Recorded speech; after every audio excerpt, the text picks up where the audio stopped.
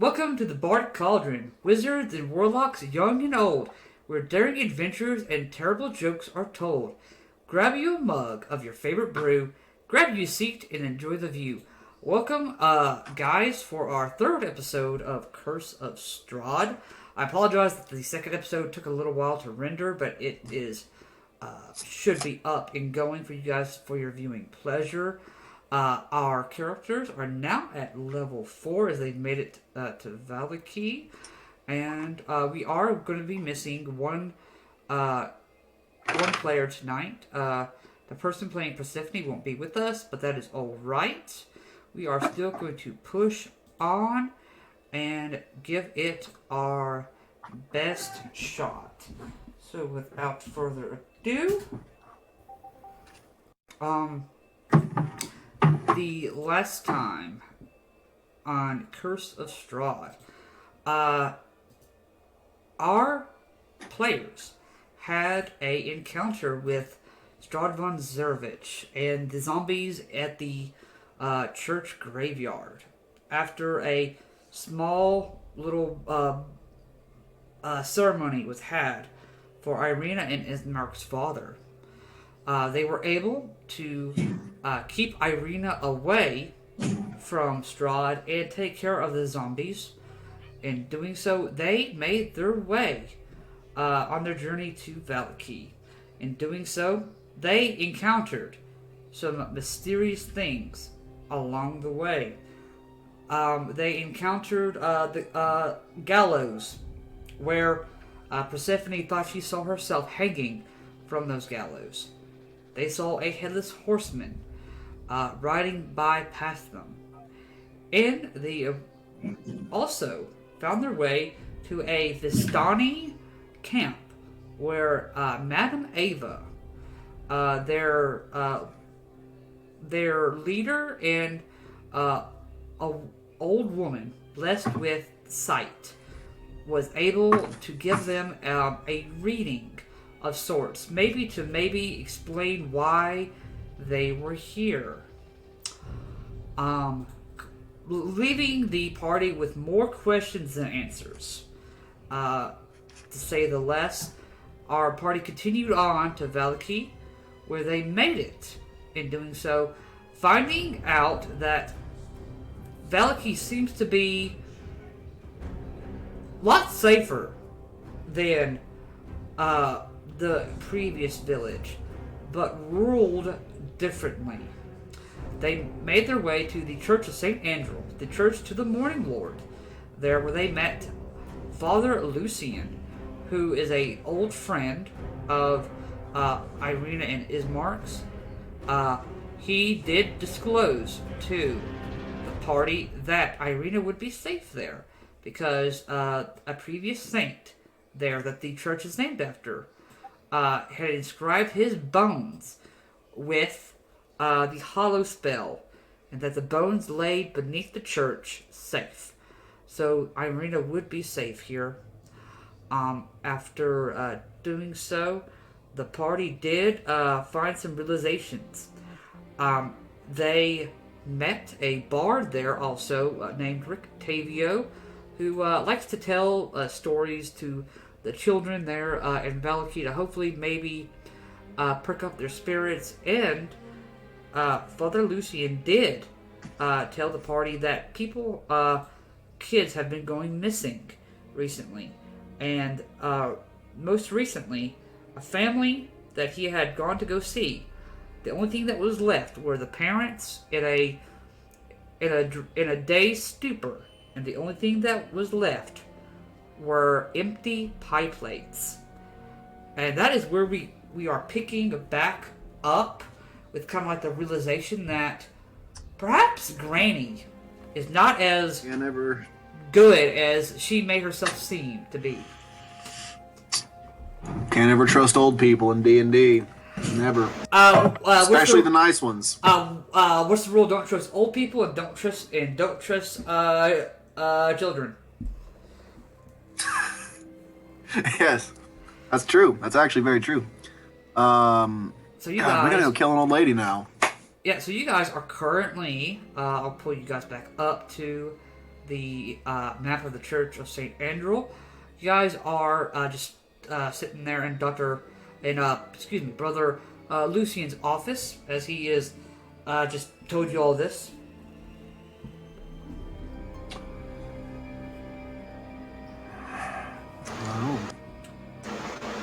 Well, sounds like it's time to hunt a hag. Oh, indeed.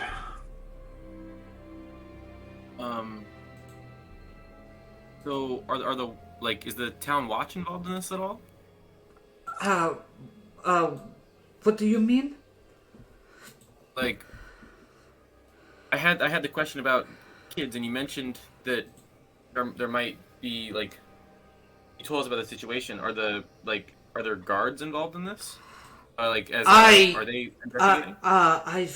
I've mentioned it to Isaac, and I think he brought it up to the Burgermeister's attention, but I don't know if anything is being done about it. Okay. Don't know if you've all met Isaac or not. Very creepy fellow, long black cape. Usually can be seen walking around and putting up posters. He is, you could say, the Burgermeister's right hand. I think we saw him earlier putting up posters for the Festival of the Morning Lord. The Festival of the Blazing Sun is what he's calling it. Yes, that's what it was. Yes, that is his new attempt at trying to make the people of Vallaki feel better about the things that are transpiring here. It's a decent attempt, but all for naught.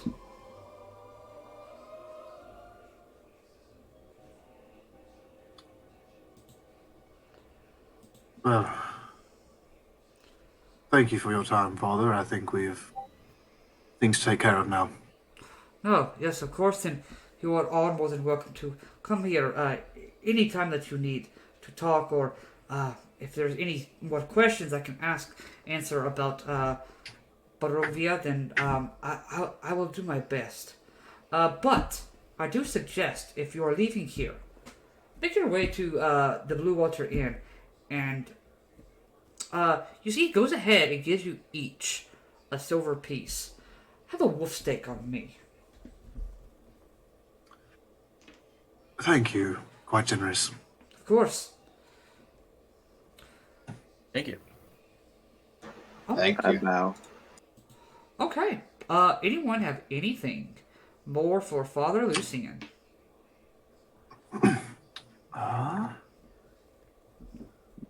I think I am all good. Okay. Yes, I'm here.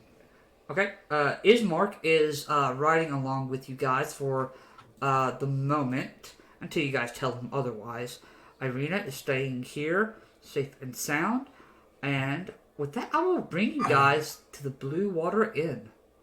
Before we go, I actually do have a question. Yes, yes. Forgot at the moment. What's up? Before we leave, I'm gonna wait till they leave. I want to ask him this in private because I want to know this. Okay. I want to ask the father. I want to say, question about Irina. I don't know if you've been made aware, but she has. I want to put 2 fingers on my neck. Has a bit of a bite there. Is she in any danger of all because of that? Well, as long as, from what I can tell, her state is still good. I have read once or twice about such stories. Of course, I thought they were just things to scare kids, but if that is the truth, then from what I know, she is good here. As long as we do not allow anyone that may or may not be a vampire in, they cannot be allowed on the premises without being invited in. And especially here, undead usually cannot enter the premises, thanks to St. Andrew's spell. Good. That makes me feel a little bit better. Again, thank you, Father. Of course. Is there a donation box anywhere in the church? There is a donation box to the church. I'm gonna slip a gold piece in the donation box. Make a religion check just for fun. Religion check. What's my religion skill? +0. Let's go. 8. 8. You don't know if it did anything. Cool. Give them a gold. They're nice. Okay. All right. Now, with that, we will put you guys on the map of the Blue Water Inn. This lovely place. I will down here. You can already tell that this, besides the Vistani camp that you guys had briefly took a look at, is the place to be for the most part. Gray smoke issues from the chimney of this large 2-story wooden building with a stone foundation and sagging tile roof, where core, you notice in particular, upon which several ravens have perched. A painted wooden sign hangs above the main entrance depicting a blue waterfall.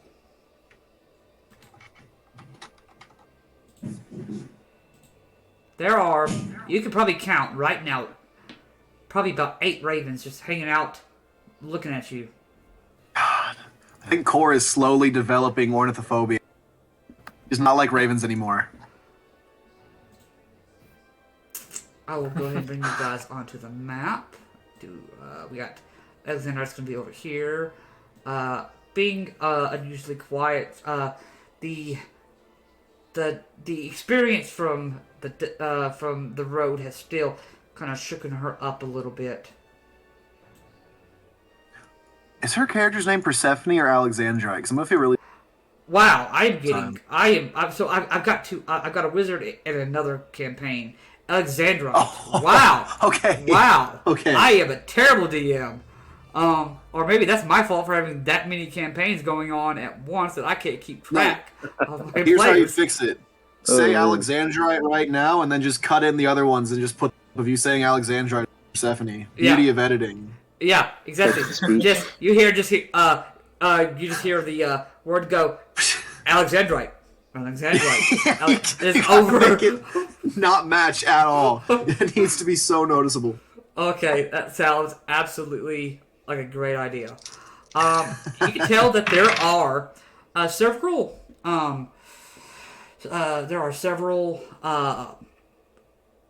people here already. There are 2 people over here on this area right here. You can't currently see them for whatever reason.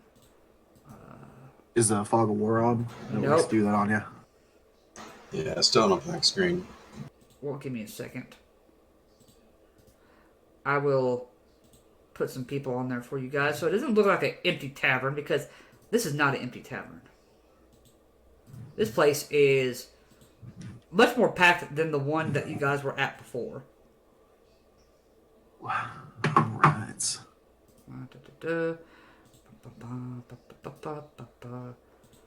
Then, or I'll probably need to put the red flag on there for you guys. That might be what it is. Might be one of the 2.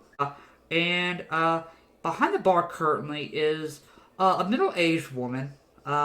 She's got darker skin, black and silver hair. She's got a little bit of feathers in the back of her hair to keep it up, and she sees you all come in. Well, please, welcome. Welcome to the Blue Water Inn. What can I go ahead and get for you?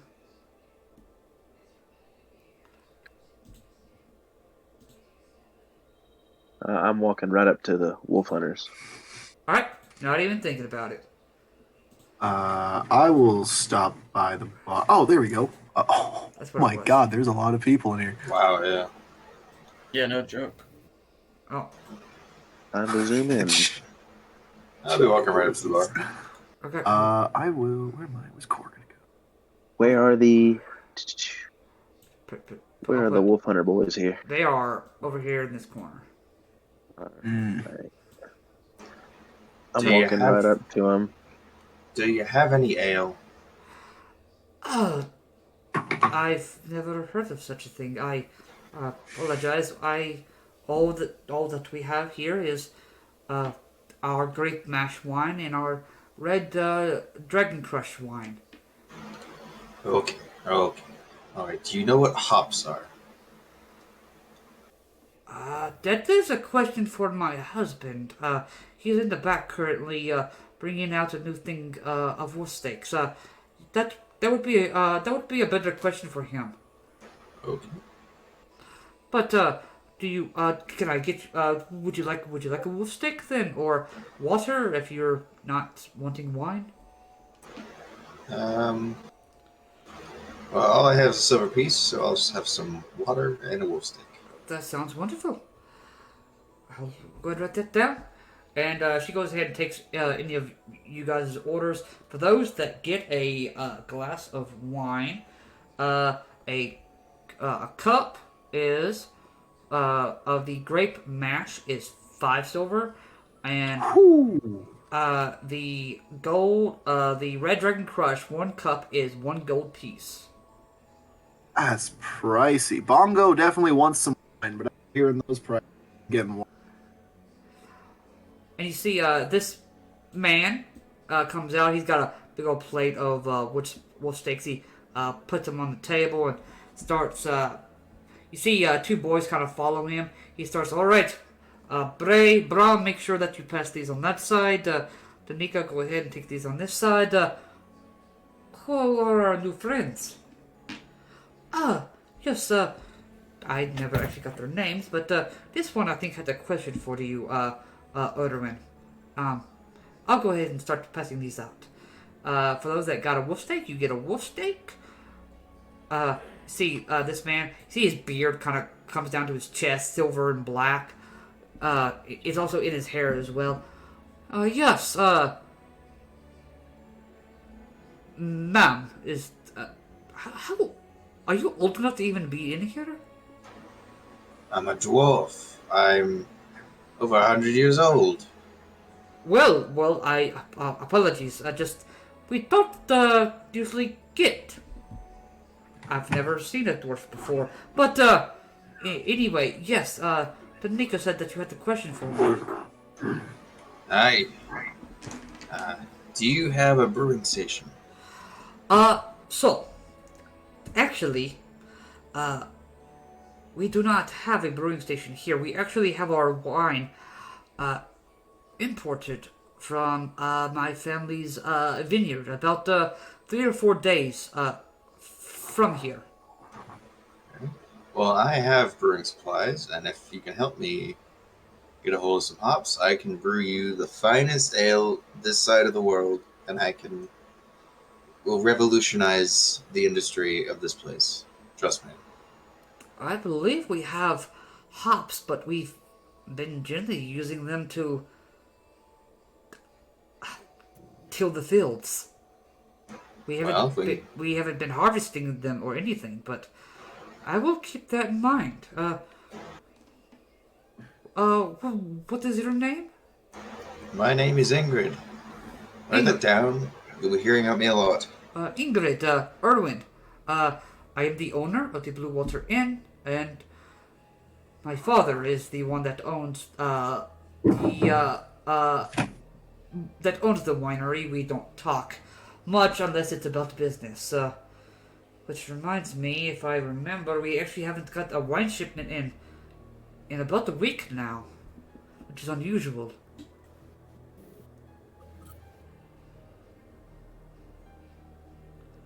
Did something happen? As I said, me and my father don't talk. But I'll tell you what, you and your friends, from your equipment, I would guess that you are able bodies. If you would go and take a look and see what is keeping the shipment, or perhaps bring the shipment here, we can discuss free lodging and perhaps a partnership between me and you. I would certainly be happy with that. That sounds wonderful. Now, no rush, but we are getting a little low on the wine. I'm on my last couple barrels of the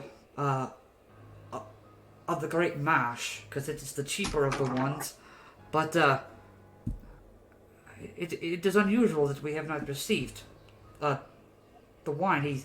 He's usually very punctual about the deliveries.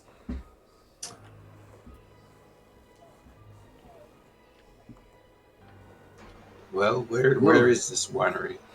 All right. Well, if you follow this road out of Vallaki,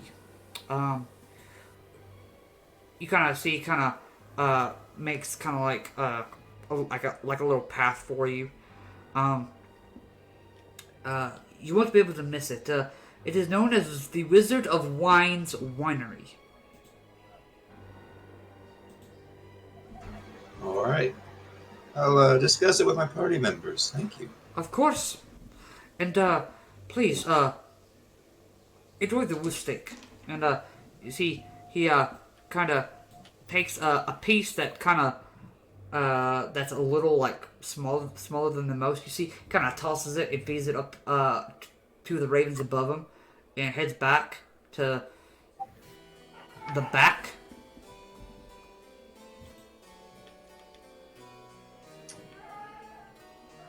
I'm gonna turn to Ingrid and be like, well, hey, doesn't sound the hardest going and finding a lost shipment of wine. No, it doesn't.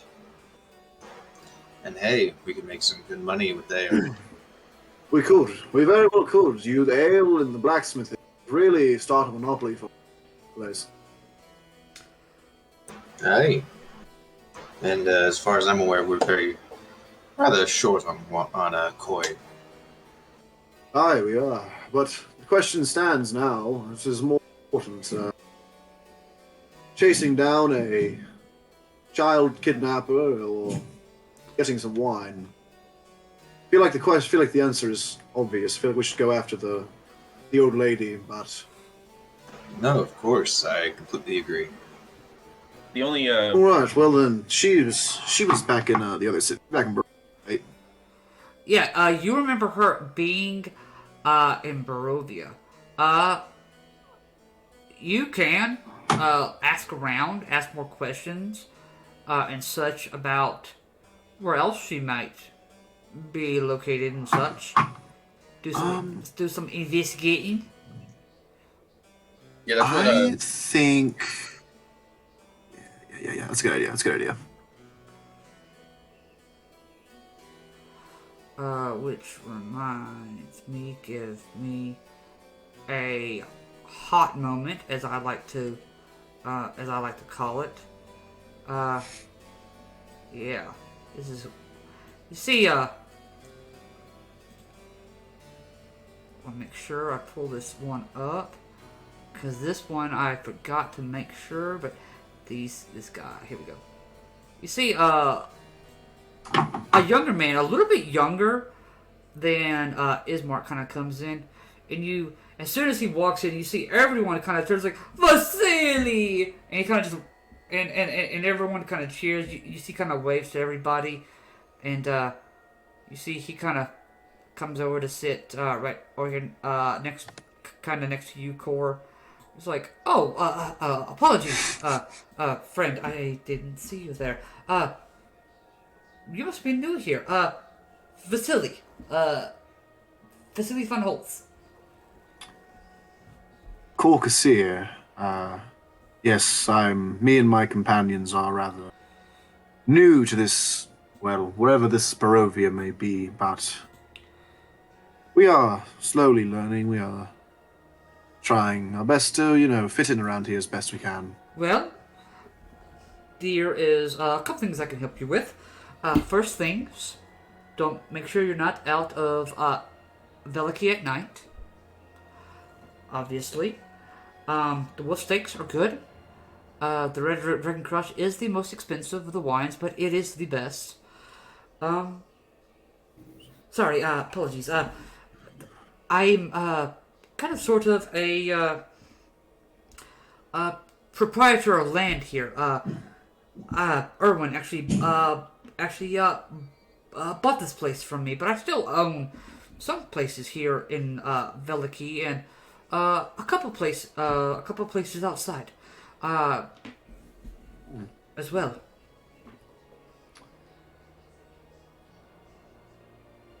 Impressive. I'm sure landlording makes a decent coin. Yes, of course. I was supposed to be looking at an old windmill, but I don't know. Have you ever gone to a place? Do you mind if I call you Core? Of course, most people do. Core, have you ever gone to a place and you can tell that there's an eerie feeling about the place? I've had that exact same feeling ever since I stepped foot in Barovia. The entire place just makes my skin crawl, if I'm being entirely honest. Nowhere in Barovia makes my skin crawl. This place makes the hair on the back of my neck stand up. I don't know what it is. That is really saying something. Yes. But, so, I am actually going there, tomorrow morning. I'm going to go ahead and, make my journey. You said your, group is short on coin? Perhaps I can... we could... interesting. Be my guide? How far away is this lighthouse? How far away is this windmill? The windmill's only about a day from here. You actually probably passed it on your way in. Alright, how much coin are we talking? Well, let's see. How many are in your party, including the short hairy one? Not the woman, the Oh my god. Like That's that, a on the god. That's a got him right there. I believe in total there are 7 of us. Well, what is his name? The one with the top hat? Oh, this is Bongo. He doesn't talk very much. Does Bongo require coin, or can I pay him differently? Well, coin is always appreciated, but I'm open to discussing other payments as well. Well, then, at least for your party, would 50 gold pieces per person sound fine? Per person, I believe that is acceptable. Indeed, yes. Well, yes. I mean, it is. You know, I just want to make sure that if there is something there, that I have protection. I'm not really much of a fighter, so, you know, just mainly. I understand. Just in case something happens, I would rather be ready than, you know. Of course, I definitely want to take precaution myself. Thank you. Your offer was very generous. Are you going to be staying here for the night, or is there somewhere else you're going to be staying? I will be staying at my home this evening, but I can meet you, if you are all interested. I will meet you outside by Blinksey's Toys. All right, yes. Well, before you leave, let me gather my comrades. We'll have a little discussion, but I believe they'll all be quite amicable. Yes, of course. I just came here to speak with Erwin. You see, he kind of goes back to where Erwin is.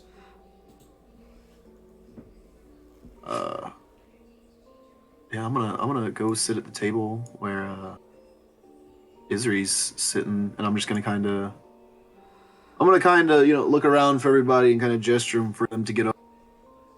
He's over there talking to the wolf boy, so we'll let him talk to the wolf boy. Yep, Airman, we come to you. You kind of sit down. You notice these guys are sitting there, kind of talking amongst each other. I tell you, that last one that we killed, must have been bigger than Isaac. And you see the other guy chuckles as he spits his wine out a little bit. They kind of see you kind of sit down. Oi, sorry, didn't see you there. Something we can help you with? Yeah, I'm new to this land here, and I'm something of a hunter here, and I saw y'all boys wearing some skins. I was wondering, what is y'all hunting?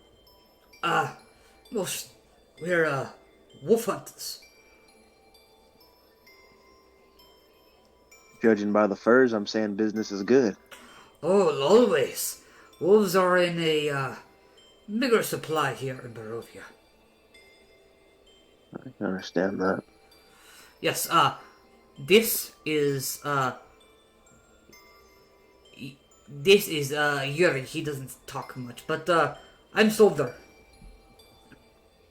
And I put my hand forward, and I'm like, Irnan Gorndal. Pleasure to meet you. But, yeah, Yuri, go ahead and chill.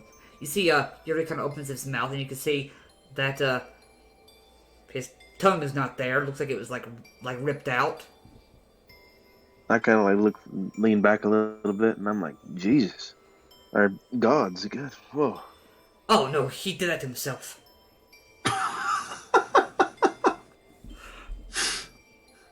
I have a questioning look on my face. I kind of just shake my head like I understand, but at the same time, I'm like, what the fuck?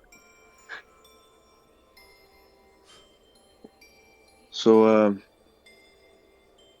do y'all mind if I ask, when do y'all usually go hunting for these wolves? Well, generally every other, 3 days or so.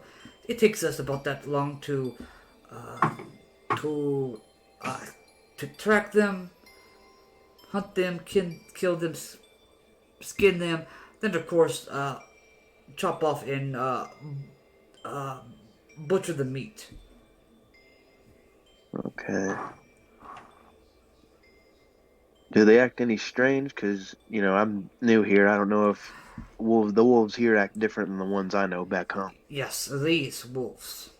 They don't act on what you would consider a larger wolf's orders.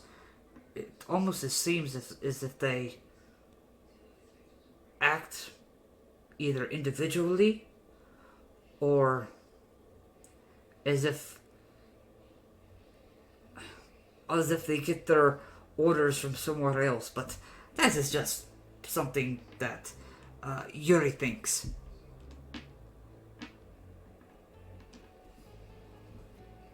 Yuri sounds like a crazy piece of shit. Well, I completely agree. Well, and I see that Cora is motioning for me and everything, and I'm like, well, I'll get back to my group, but if y'all ever go out hunting for wolves and everything, I'd like to actually come if y'all were accepting a +1. It may not be a terrible idea. We'll think on it. All right, and I shake everybody's hand, and I'll go back to Cora and the group and everything, and I'll let them know that there's some coin to be made hunting these wolves that everybody seems to be eating the meat and everything. Definitely interested. If you end up going with them, maybe I could tag along as well. I definitely could use my tracking skills. Maybe. What did y'all sniff out? Yes, we have, I'm going to point to the... Oh, he's gone. Where'd he go? Oh. I point towards the guy at the bar like he's not there. Yeah, you see, he comes back out with an extra pouch full of money that he didn't have before. Probably, some kind of payment of some kind. Okay, I point to the fellow and I go, this gentleman over here has offered to pay us all 50 gold pieces apiece if we go with him and investigate a windmill in the area. He's apparently purchased it, he owns it, or something of the sort, and says he doesn't like it. Says it makes his skin crawl, and personally this entire place makes my skin crawl, but if a place in this place makes someone's skin crawl, then something must be awry with it. So I told him we would go and take a look at it. It's only about a day's way here, and I believe it's actually on the way back to Barovia, so if we wanted to stop there, make a little bit of coin on the way, I figured Probably wouldn't be the worst idea. Yeah, I can get on with that, especially if we're hunting down that old woman. Of course, yes, hags are something special. I've never actually dealt with them myself. Me neither. How far away is this windmill? I believe he said it was about a day away from here, so not too terribly far. Yeah, where? All right. Well, wherever we go, I'm ready when y'all are. Of course, yes, I'm ready. Of course, in the morning he said to meet him by a toy store, I believe. Toy store. All right. So Hey, should be guys. too hard to find. Yeah. I'm really sorry. I have like a little bit of emergency, so I probably have to go. Okay, that's Oh, completely no! fine. All right. It happens. Yeah, Fine. you go Okay. do that. Yeah, I'll Yeah. let you guys know ASAP. Okay. All right, thank you. Gotcha. All right. Y'all have a good one. You Sorry. too. You too. You too. Oh, you're good. All right, that is fine. Okay. So, what are you three doing? So, he said for you to meet him at Blinksy's Toys. And you said tomorrow. Tomorrow, yes, first thing tomorrow morning, he said. Okay. Before I go to bed, well, I'm gonna wait till it's kind of later. I'm gonna wait till like everybody's sleeping. I'm gonna do some investigating. Okay. Investigate. All right. Like later in the nighttime. I realize it's night right now. Okay. Ingrid, is there anything that you're doing? Probably, since I have no money, probably just trying to find a comfy spot on this table to sleep. Well, I Hey, see the the dwarf about to sleep on the bed, and in Dwarven, I look at him and say, "Are you fucking serious?" I'll reply in Dwarven. I'll say, yeah, I'm fucking serious. I'm broke. Father Lucian did say if y'all needed a place to stay, that y'all could sleep there. No, then I'm going there. back to the church. Going back to the church to sleep, of course. Or yes, I could just buy you rooms for the night. You can pay me back later in whatever manner you see fit. I'm sure it's not going to be that expensive for a couple of rooms for the night. No, a room each is 1 silver piece. Oh, of course, yes. I'm going to put down like a silver piece for Ingrid. I assume Einar doesn't want to sleep in a bed, so. But I'll put down a silver piece for Ingrid to have a room, and I will also get a room for myself and Bongo. Okay, sounds great. Yeah, don't leave history in Alexandrite, though. Ismark will go ahead and put down a silver piece for him and Isri and Alexandrite. He's got a little bit. I put down a silver piece for myself. Oh, right. Aranan, is there anything that you are wanting to do before you call it an evening? Actually, while I'm in my room, I would like to cast a spell before I get some sleep. Okay, go ahead. I'd like to cast Find Familiar. Okay. Sit there for an hour, focusing and everything like that, and then as soon as it's almost done, I snap, and then a barn owl appears in front of me. Ooh. Okay. What does the barn owl look like? Any discerning features? And I'll work on a token for that next session. It's alright. Snow White, black eyes, kind of, if, of course, everybody's the one from Harry Potter, yes. Okay. I just figured, a normal barn owl, brown and white feathers and everything, kind of generic. Okay. And, he summons it up, and he looks it over and everything, and starts petting it and everything, and whispers to it like, "I missed you," and hugs it and everything, and goes to sleep. Oh, right. So, Corcusir, with it being nighttime and it's starting to get, you see the tavern is starting to lose some of its occupants to drug-induced comas and going home. What are you doing at this moment now? Right. So, like, I'm waiting to a point where, like, everybody else is asleep. Being an elf, I only need 4 hours of sleep a night. So, I'm gonna wait till maybe, like, say, like, 1 a.m. Like, Bongo's asleep. Everybody else is asleep. I just want to go and... I just kind of want to scope out this town. I want to see if maybe... Because Core is fairly concerned about there being like a hag that is kidnapping children. So I'm gonna go. I'm just gonna try to sneak around and just sort of look for anything that might be a clue as to, what type of hag this is. If it is indeed the old lady, anything that might give me a clue as something about this hag. And before I do leave, I do want to make sure that nobody sees me. So, using my Wood Elf magic feat, I'm going to cast Pass Without Trace. Okay. That gives you plus 10 to my stealth. Okay, go make that stealth check then. Alrighty. Turn on that. And bada boom. That's going to be a 38. Excuse me? It's a 38, DM. Oh, okay. My scene. Okay. A 38. Okay.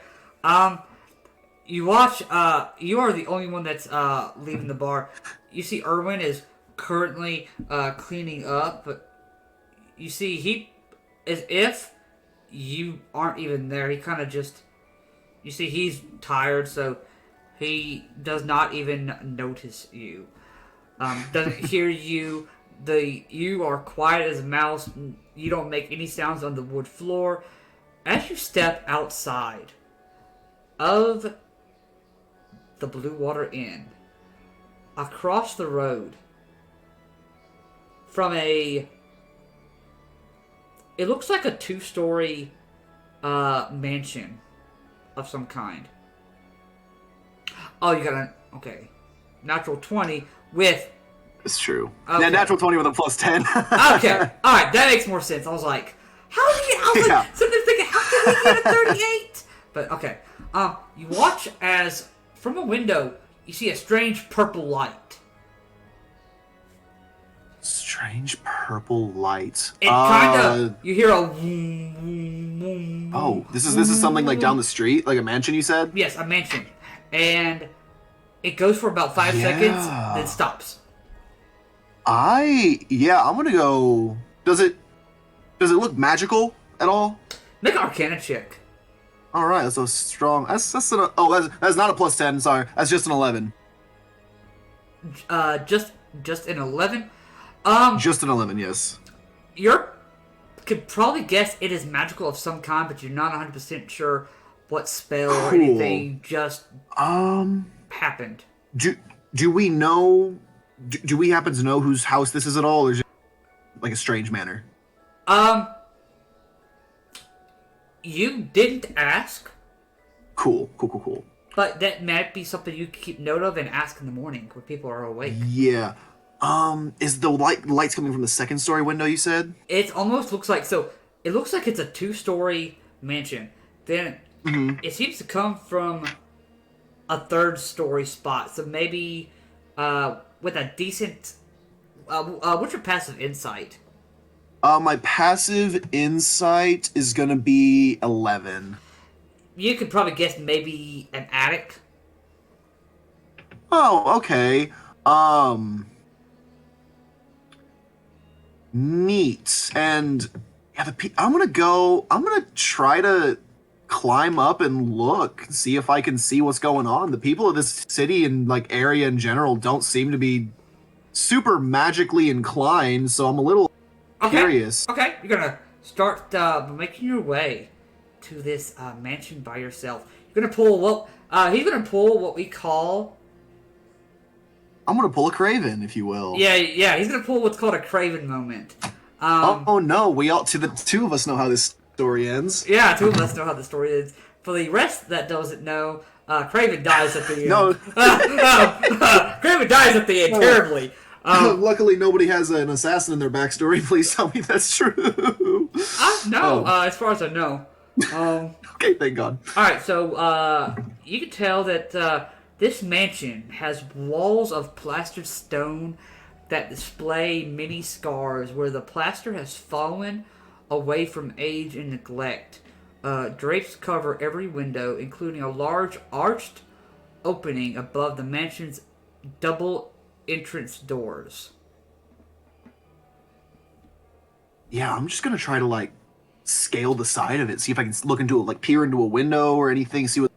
Make me... And just so you're aware, yeah, Pass Without Trace lasts for an hour, so I'm like super stealthy. Yeah, go ahead and make me a athletics check then. Ooh, athletics. Okay.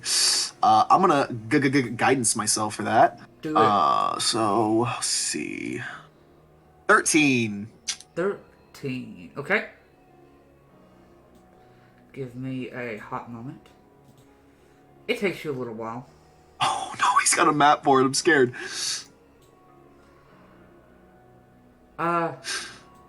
You...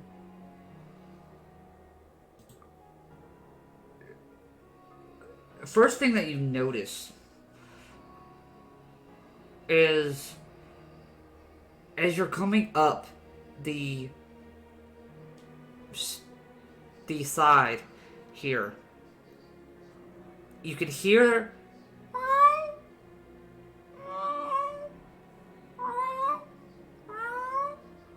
like several cats.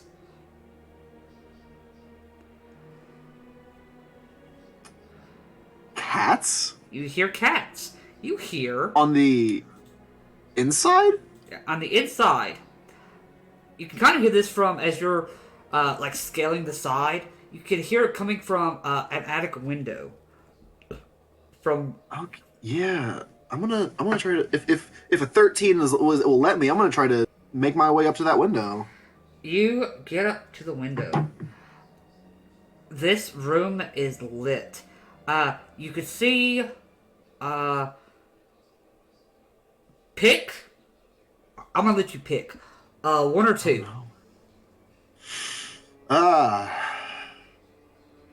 Okay. One. One. Okay. First thing you notice is on the floor there are 5 skeletal cats are walking around, Oh Lord. and they're just Okay. and they seem to be playing with a pile of ashes. And you can hear a voice go, "Oh shit! That was not supposed to happen." Oh, all right. Maybe I did that wrong. Let me see. You see the voice coming over to the right. Who's talking? Who can I see him? Can I peek in? Can I see the? Yes. Yeah. You can see the face. Seems to be a boy, no more than 18 years old. He's looking at a book. He's like, well, maybe I did that wrong. But that's what the book says. Oh, Fluffy, I don't know what you want me to tell you. And you see one of the cats is sitting on his desk. Oh.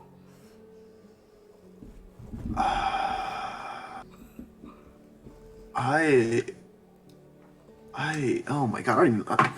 Took a turn I was not expecting. So there's a. Give me a moment, because I realize you probably can't see it, because dynamic lighting likes to be on automatically. Oh, there we go. So. Okay, well, I'm assuming I'm with this uppermost one. Yeah, uppermost one. Let me. Interesting. So. And you see, he's kind of sitting there looking at a book, and he's looking at the ashes. He's like, well, hopefully they won't be missed. Father. Oh no. Cool. Yeah, I'm gonna climb down, cause Cora doesn't like what's going on. He's not stupid. He's not gonna, try to take on somebody who could be very well stronger than him one-on-one. So I'm gonna get down from the window. Yeah, so that kind of entirely changed what I'm doing this night. I'm gonna... Is there a guard? I'm gonna find a guard. I'm gonna find someone like a law. There does not seem to be any guards currently. Oh, what the hell? They seem to be asleep. Oh, okay. I will, in that case, I'm gonna keep a mental note to definitely check this place out, but I think if I can't find any guards, then for as long as I can keep up my pass without trace, I'm gonna go along with my original plan of just investigating, see if I can find anything hag related. Anything hag related? Okay. Yeah. So would it be? Let me roll like investigation or? Yeah, go ahead and make a investigation check if you would. Cool. Go, guidance. Let's see here. Investigation. Oh, rip. That's a 6. You end up in front of the tracks that you are currently following at the moment. You end up standing in front of a store. The front of the store reads Blinksy's Toys with a big giant B. You see through the dirty glass, you see jumbled displays of toys hanging on placards bearing the slogan, "Is no fun, is no Blinksy." That does remind you a little bit of the toy that Ingrid said the girl that was missing in Barovia had the tag, "Is no fun, is no Blinksy." Well, didn't the girl in... We're talking about the crazy lady doll? Yep. I thought her daughter ran away. That is what she said. Yeah. Interesting. And you said there was tracks leading here? Yeah. This is where some of the tracks led you. Your tracks led you to a place you probably wasn't trying to find, but you ended up finding okay. it. I did roll a 6. I did forget about that. Yes. That's what happens when you roll a 6. You find Blinksy's you make a fair toys. point. I found Blink. Hey, well, now I know where to meet the guy in the morning. Cool. Yeah, I'm gonna... My hour's probably almost up. I don't necessarily want to be caught out here by some shady figure. One thing you notice in the window, there is a dummy that looks like Strahd von Zerevich. Oh. Like a little doll of Strahd? A ventriloquist dummy. Have his signature, incel fedora? Yes. Oh, interesting. Well, I guess, that's like these people's like king. I guess that makes some sense. It's kind of creepy though. Strahd as a ventriloquist, that is not a visual that I like at all. Oh man, that's horrifying. Cool. And what a perfect song to play as we're talking about toys. Yeah, I know, right? This is perfect toy music that's kind of giving me the creeps. Yeah, I'm just gonna slink my way back to Blue Water and probably just go back to bed for the night. Okay. I found something, not what I was looking for, but hey. All right. The rest of the party begins to awake and everything. Okay, I just read that message. Okay, cool. All right. Airman, as you awake, you have your new found friend, with you as you come down. Ingrid, you as well. And then, Core, you see Bongo is working his way downstairs. You all kind of meet there in the morning. You see that there is already some stuff on tables. Looks like mainly like nuts and some kind of grayish oatmeal consistency food sitting there. I think we need to have a group meeting. I'm gonna call everybody together for a little bit of a group meeting while we eat breakfast. You see, Danica comes out briefly. Sorry, I wanted to make sure that all of you had something to eat for the morning. I hope it's to your liking. It's not as good as my husband's wolf steaks, but hopefully it's still enjoyable for you. Of course, thank you. Quick question. Yes. There's a mansion just down the road from here, about 2 stories tall. Who does that belong to? Oh, yes, that's the Burgermeister's mansion. Oh, interesting. Thank you very much. Yes, of course. I'm moving the commoner so it looks like it's just you guys. Oh, that was not. What you expected? I don't know what. Miss Baron. Yeah, if it's just us here. All right, everybody.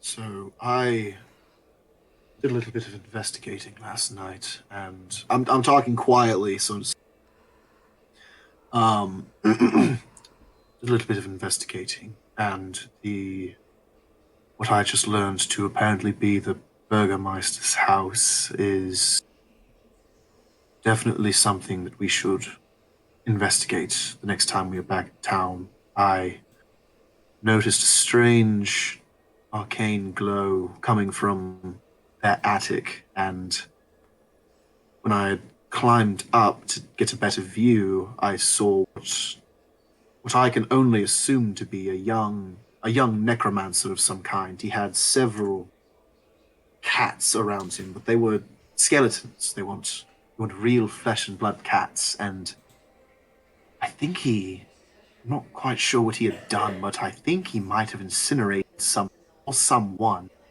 There was a pile of ashes on the floor, and he said something along the lines of, "I hope they're not missed." So, there's definitely something going on with the leadership in this town.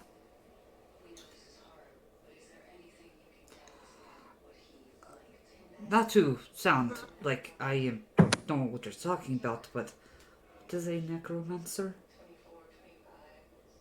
Oh dear lord. Necromancer is someone whose specialty... You know what magic is, correct? Like, you understand the concept of magic. That's not a little foreign. bit, yes. Right, so there's schools of magic, and each of these schools has a different purpose.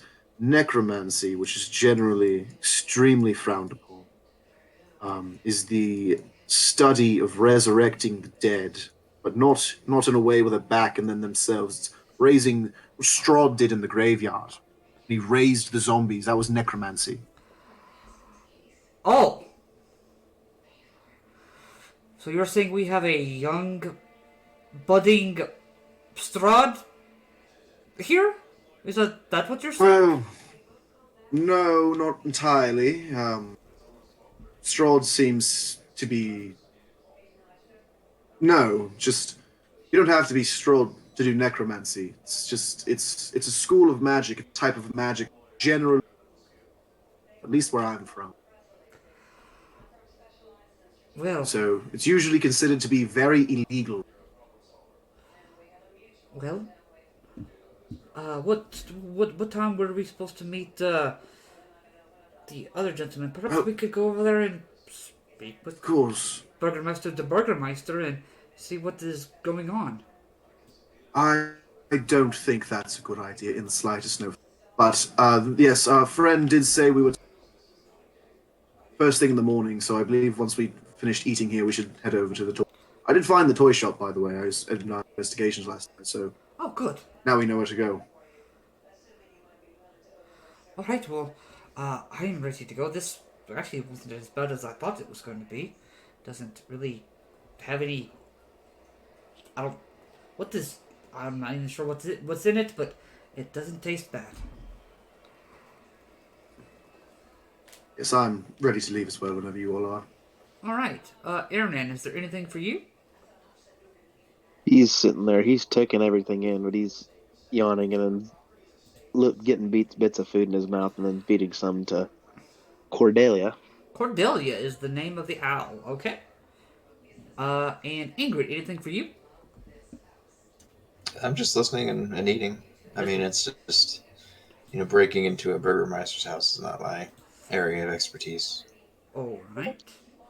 So you all have your fill of whatever gruel that you are eating, which is edible.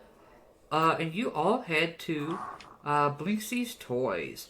Now that it's a little more daylight, you can now kind of see now from the window there is a larger man kind of at a desk.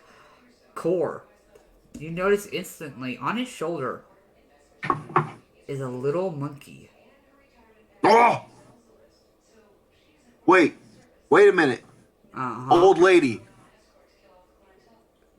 Oh my god, what she said, fun man with a fun monkey. What did she say exactly? Oh no, I can't remember the exact word. The exact words. Oh, I found it. Look for a entertaining man with a monkey. This man is more than he seems. A ally who will help you greatly in the battle against the darkness.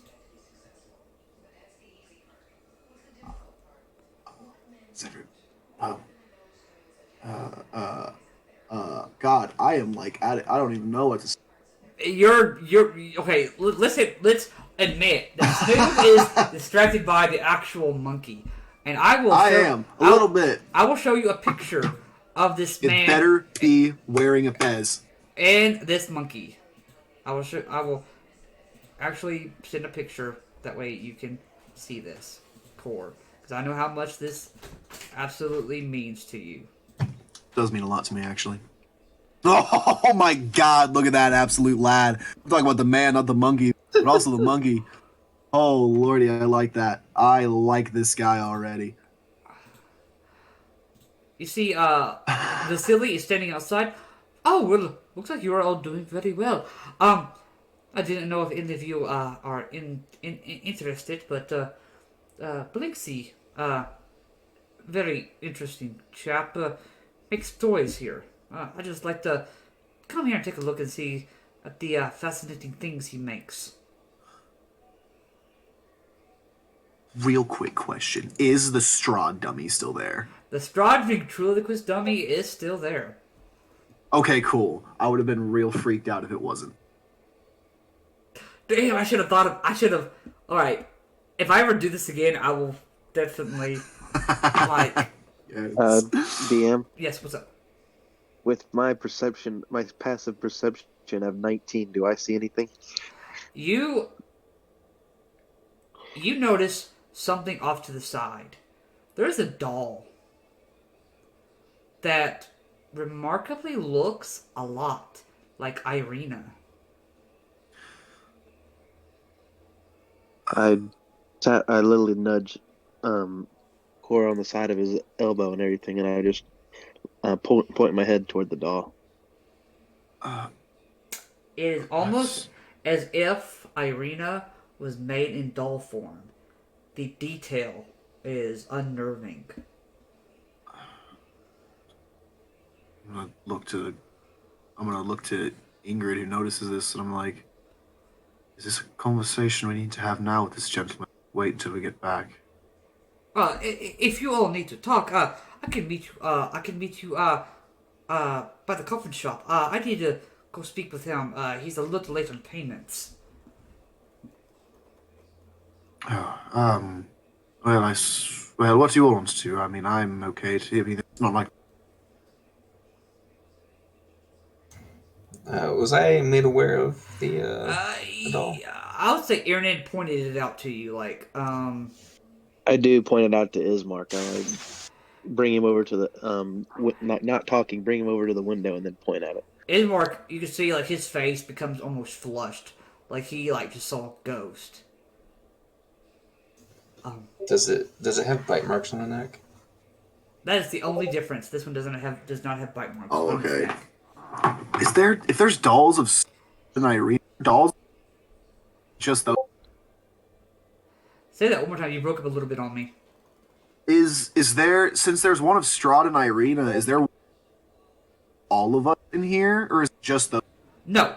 So you see the ventriloquist dummy that looks like Strahd. Then you see like an actual like almost kind of like a Barbie doll of Irina.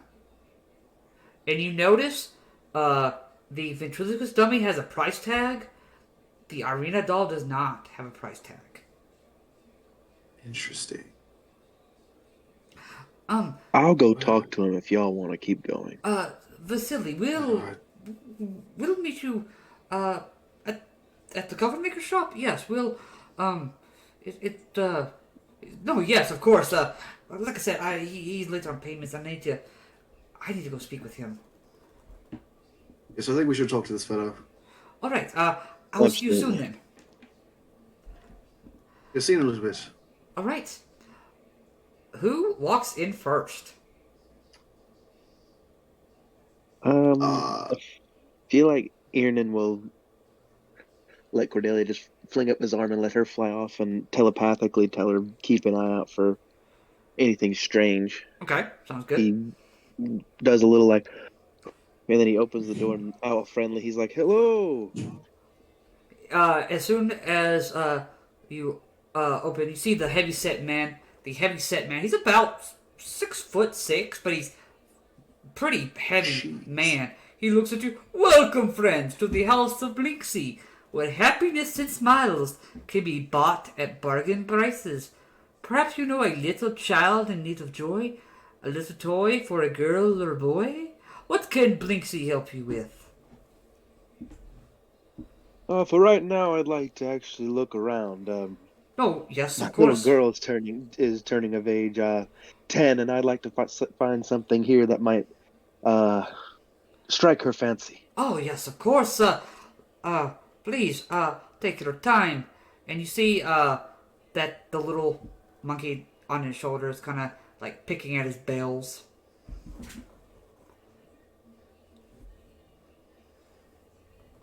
Yeah, I think I'll pretend to look around for a minute.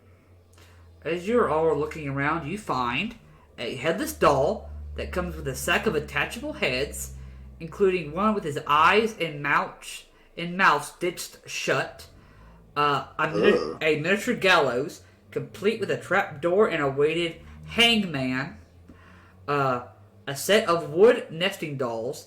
The smaller each one gets, the older it gets, until the innermost doll is a mummified corpse.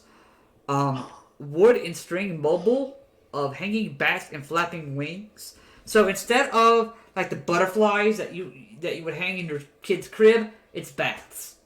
A wind-up musical merry-go-round with figures of snarling wolves chasing kids instead of horses. The ventriloquist dummy of Strahd, and the doll that looks like Irina. Even I make a toy comment stores like, here, horrifying. yeah. I actually do want to see his reaction. I pick up the ventriloquist dummy and stick my hand in, move its mouth and everything, and look at the toy maker, and I'm like, "This is adorable."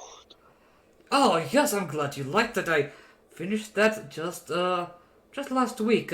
9 silver pieces if you want it. It's a great likeness, don't you think? I've never met the man, but if he's as regal as this doll is, I'm sure it looks just like him. You're a funny man. Yes, I think it is a great likeness. I have a great eye for detail. I can see that. Thank you. I appreciate that. Oh, and apologize. He would get mad at me if I didn't introduce him. This is Piccolo. He points to the little monkey on his shoulder. Oh, hello, little one. I hold up my hand for the monkey to shake. The monkey definitely shakes your hand with both of its little hands. Pleasure to meet you, little one. And then I will pick up the doll of Irina, and I make like a, oh, this is perfect.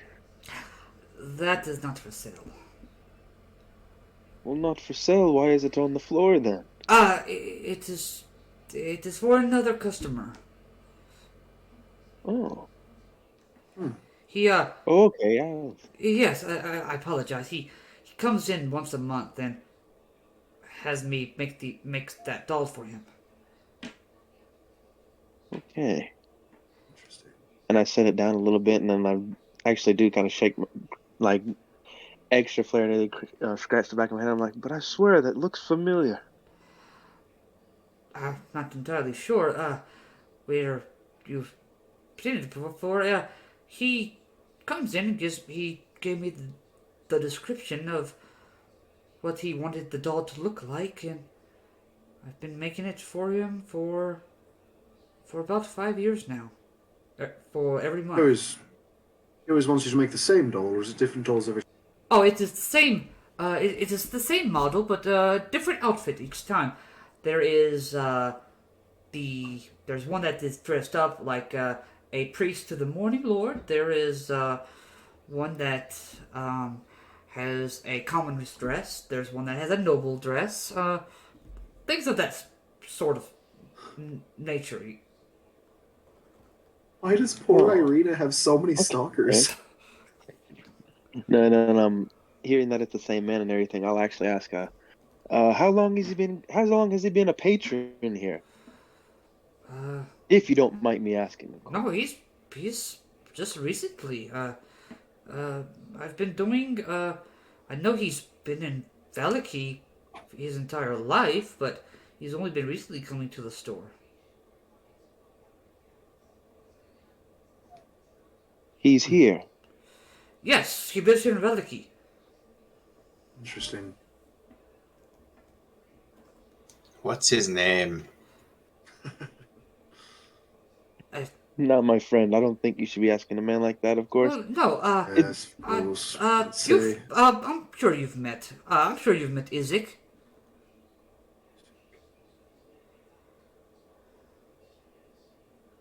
Isaac. Yes. Isn't he the right-hand man of the Burgermeister? Yes, tall man, bald, overshadowed, always wears like a black cape, covering his right arm. Yes. Okay. Well, actually, I want to know, how long does it take for you to make something, a fine piece of work like this?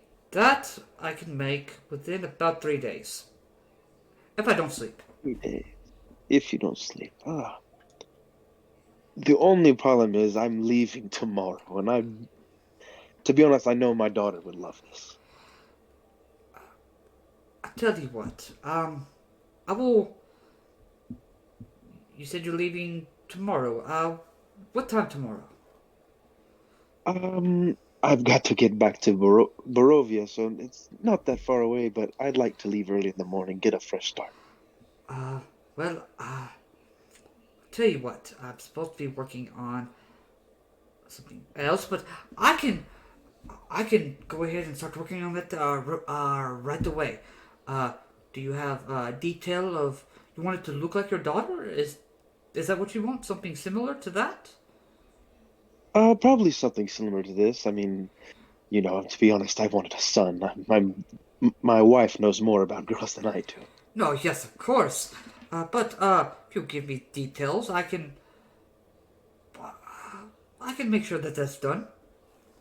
You know what? Just the same specifics of this one. Like I said, I'm kind of in a hurry. Business and stuff. I just thought I'd stop here while I had time. No, yes, of course. I will go ahead and I'll tell you what. Since you are in such a hurry, I'll do it for 5 silver pieces. You can pay me first thing in the morning when you come and pick it up. Absolutely. Well, and I look at my comrades and I say, well, I'm ready to get on with our business. How about you all? Yes, I think I've had quite a stay in your lovely, lovely shop. Yes. Lovely little pet you have there. Oh, Piccolo, yes. I actually purchased him about a month ago. Well, I'm sure he's quite the companion. Yes. You've probably met Rictavio, yes?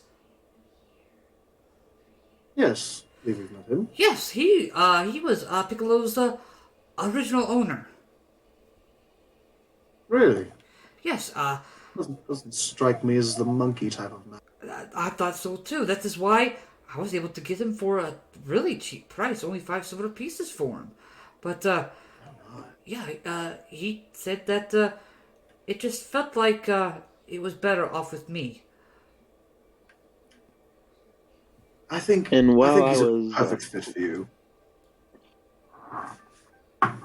Yes, Ernan. while I picked up the doll and was looking at it and everything, I was looking to investigate it to see how precise this doll is. I mean, it's creepy how, like, the shape of her face, her eye color, the way how far her eyes are apart, how her nose is shaped. It's pretty scary how accurate it is. All right. Anyway, like I said to my group, I was ready to go, and I'm slowly making my way to the door, making sure nothing else. Just basically kind of looking around. No, yes, just of course. looking over everything while I'm going out. No, yes, of course. Please, have a great rest of your day, and remember, if it's not blink, it's no fun, it's no blinksy. As you all walk out the door. Yeah, I hate playing the nice guy. Ismark kind of is sitting there. You realize he was quiet the entire time, and he kind of, as soon as you all walk out, he's like, "What does that cretin have to do with Irina? I've never met the man before, until yesterday." Well, let's just assume it's a obsession. I hope so. I hope that's all it is. And even if it is an obsession, let's be honest here. You're as much as I'd like to believe it. I don't think she's safe here. Not with that man around. No, perhaps not. Well, is there anything else that we need to do? I think Vasily is still waiting on us. Yes, let's get on with it then. Okay. You all start making your way over to where the coffin maker shop is, and you notice instantly Vasily looks like he's just wrapped up his business as you guys are getting done. Like, oh, well, it looks like everything's gone and good and taken care of. Did you get everything sorted out that you needed done? Yes, I'd like to think so. Great. Well, then, if nothing else, I'll just go ahead and be on our way. Aaron, go ahead and roll me a d20 for the day, if you would. Awesome.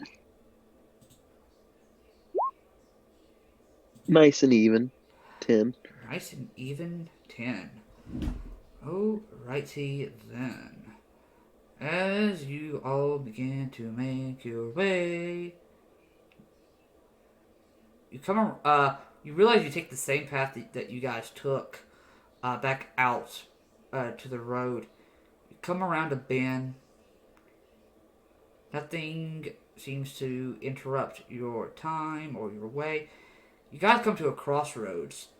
You guys recognize the path that you guys originally avoided. There was a dirt path onto the left side when you guys originally came in. Ismark had asked if you guys wanted to take a look. You see, Vasily is like, all right, well, from what I understand, the windmill should be this way. This is about as far as I've gotten. Once I get to about right here, I start getting the heebie-jeebies about it. Alright, well, I just got a text. Oh, you're good. I have to go. All right. I'm sorry, guys. My dad's broke down. Nope, it's all right. It's okay. It is just one of those things. Alright, well, if I get back on later, I will get back on, but like I said, I'll try to make it back. Okay, nope, that's fine. Like I said, things happen. Alright, thank you. Thank you. Oh, right here. I just realized I was muted this whole time. Oh, were you? Oh, God. I did. I'm sorry. Was there something that you wanted? Was there something There- you wanted to comment or anything? Yeah, I said, I had said, like, when he said, like, this is as far as I've got, I was gonna say, do I feel, like, any weird sensations, any, like, weird things, like, You like a look, sense of, like, being watched or something? you look down. You see tracks. Oh, tracks? What kind of tracks? They look to be like cart tracks. Smaller than the one that you guys ride on, but they look to be maybe the same size as Granny's cart. Okay, so here's what I'm gonna do. I'm gonna tell them to stop. Okay? See some tracks. Hold on.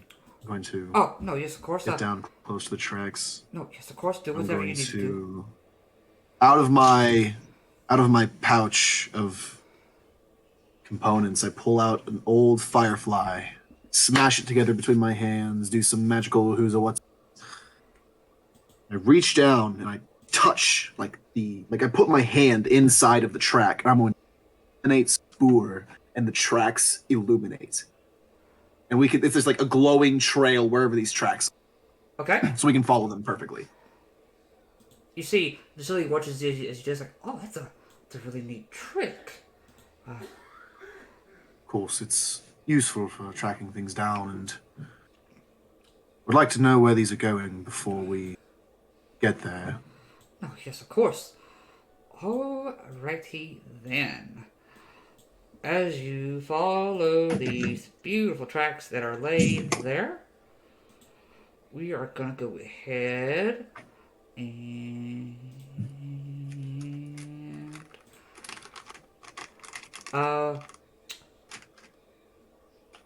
as you guys get close, you see these tracks up ahead.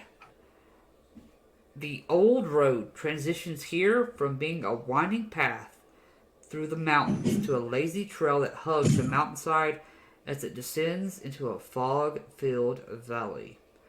In the heart of the valley, you see a walled town near the shores of a great mountain lake, and its waters dark and still. A branch in the road leads west to a promontory, atop which is perched a dilapidated stone windmill. Its warped wooden vanes stripped bare.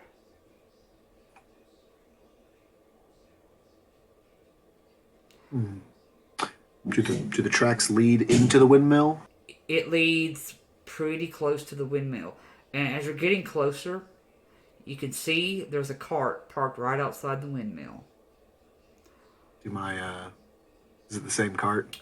It is the same cart. The tracks stop there. I'm gonna go and hop out, look at the track, look at the cart. Not so much investigating but I want to look around the cart, see if there's any other like footprints or any other things. There doesn't seem to be anything else around. You see, there are some kind of like humanoid footprints that they seem to be caked in flour. They seem to be going inside. From right there, you can tell that the onion-domed edifice leans forward into one side as though trying to run away from the stormy gray sky.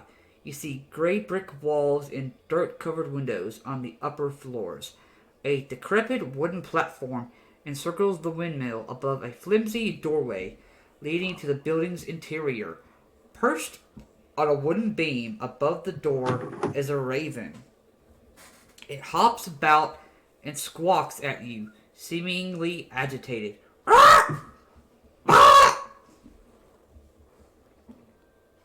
Very much starting to dislike those things. You can make an insight check if you want. I will, and for some reason it won't let me pull up my character sheet. That's Chats. weird. Well, I refreshed my page because it had glitched. That's a 5. That's a solid 5. Okay. I refreshed my page because it glitched, and then now it won't let me open my character sheet. I did it again, and now it still won't. That is really weird. Let's try and refresh roll 20 then and see if it's... Yeah, I closed out of it. I'm just gonna open it back up again entirely. Okay, that's fine. Yeah, I did get a 5 on that insight check. Alright. Yeah, can I roll insight too? Yes, you may. Both of you can. Ismar's going to go ahead and 22. roll insight as well. Alright, that's a lot better. That's a 22. 22, okay.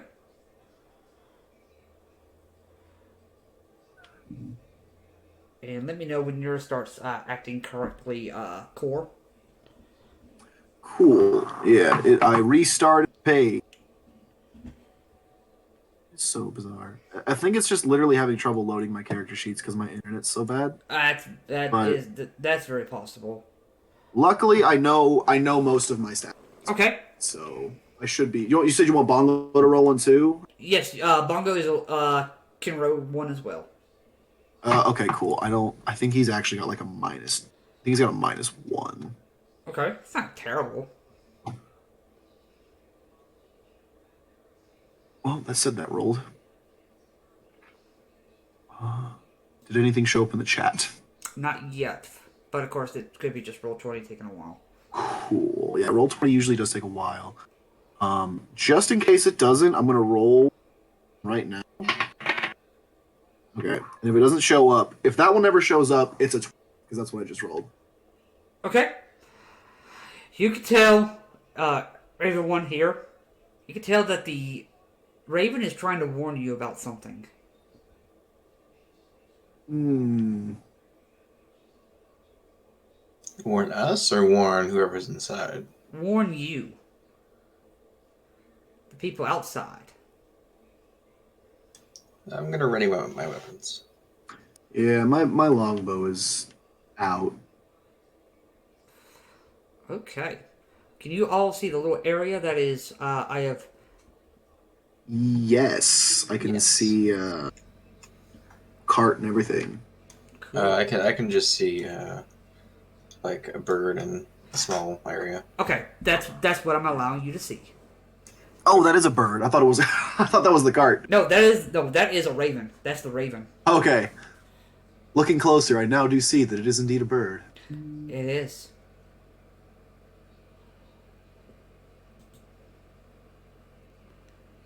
Okay. Yeah, I'm getting ready. All right. Ismark's gonna like. It's like, well, do you want me to open the door? Do we? I'm getting ready. Ismark's gonna go ahead. Actually, Okay. while we're still outside, before we go inside, there's just. I'm assuming there's plants and stuff outside. Yeah. There's some bushes. Yeah. Just in preparation for this, I'm gonna go ahead and cast. Bushes are gonna come over to me for the next hour. My AC is gonna go up to 18. All right, go ahead and describe that again because you broke out again.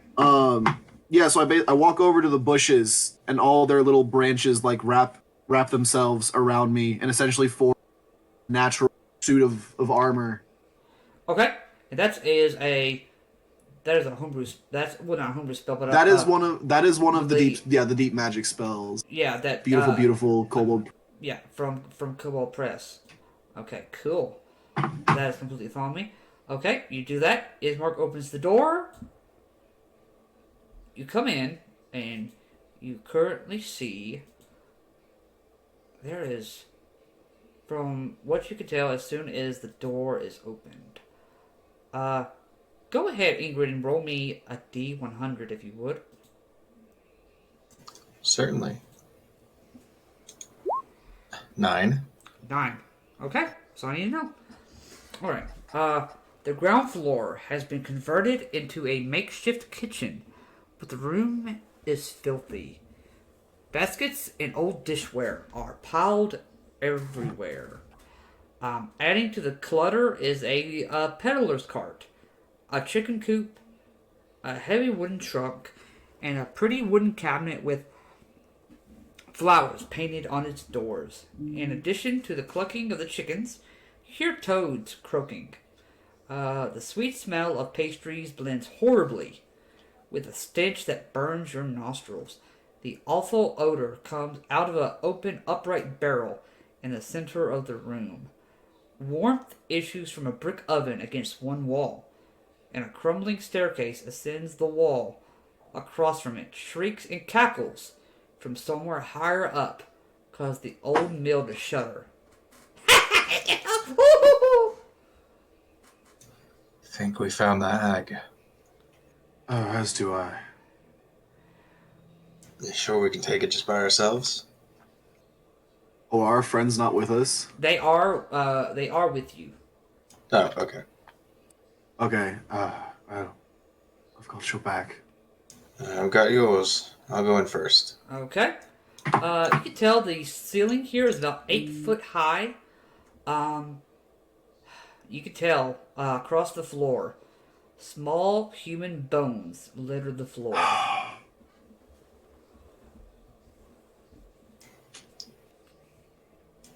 Let's head upstairs. Upstairs. Yes, she's upstairs. There are cabinets and all sorts of stuff kind of like hanging around. You see there is a chicken coop that contains 3 chickens, a rooster, and a few laid eggs.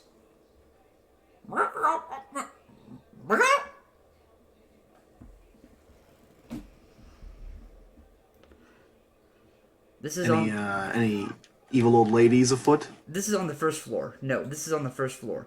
You guys go. Oh, this is the first floor. Okay, yeah, okay. Yeah. This is the first floor. Gotcha.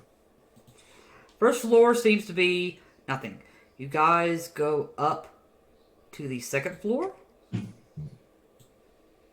do. Okay. As you come up to the second floor,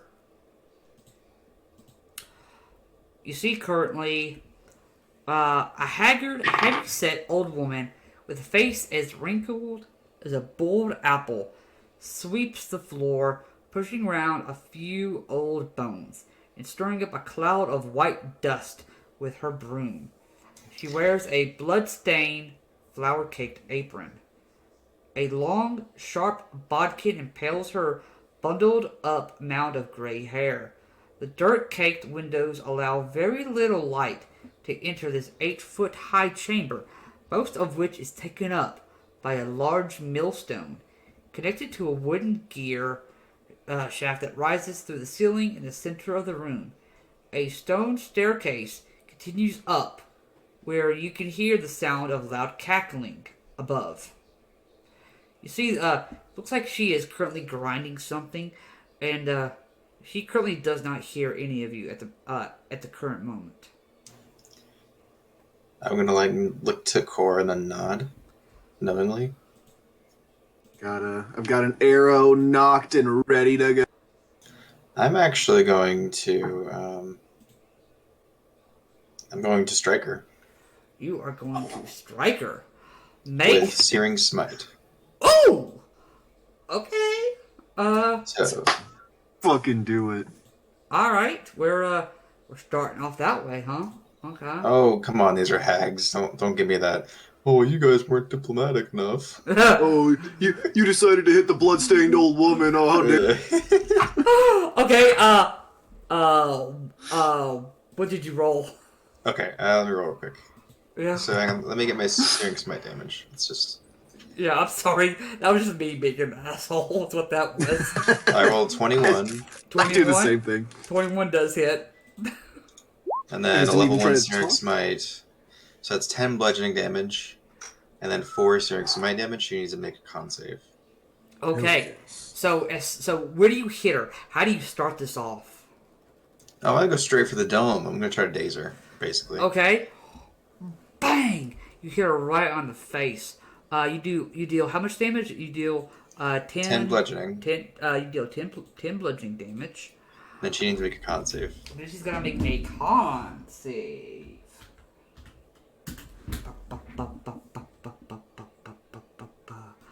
Give me a moment.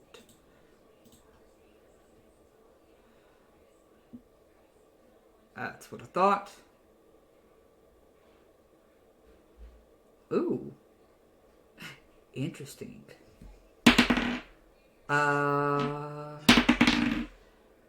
She failed the saving throw. Okay, let me link this spell DC. I've never actually used this spell before. That's fine. I think it's every turn it has to make a con save, and if it fails, takes damage. Concentration up to 1 minute. Ooh. Yep. Okay, interesting. You watch as that bludgeoning damage that you did earlier didn't do as much damage as you thought. Okay. And I hate to hear it. the fire damage does go through. Oh, Okay. right. Core. Oh, yeah, we're just going into it. Hags aren't necessarily. Okay. Yeah, I guess I'll go ahead and he dongs her over the head with the hammer. I'm following her lead. I'm gonna shoot her. You're gonna shoot her? All right, make that attack. I'm gonna shoot her. I don't think I even have time to register. Oh fuck, we're going into it. So it's gonna be a 13. I feel like that misses. 13 does miss, unfortunately. Shit. Okay. Cool. I'll shoot her or try to shoot at her. I'll put my bow away, pull out the short swords. And then I guess it's Bongo's turn. Okay. But you see as Bongo reaches for his belt and he draws his blade. He draws the newly forged, beautiful blade he has. He brandishes it up high, takes a couple waddling steps. He's just gonna try to slash at this nasty old woman. Okay. Go for it, Bongo. He's gonna make a two-handed attack with his long sword. Okay. And that is going to be that's gonna be an 8. Misses. He's learning. Yeah, that's all I got. All right. I would assume Alexandrite would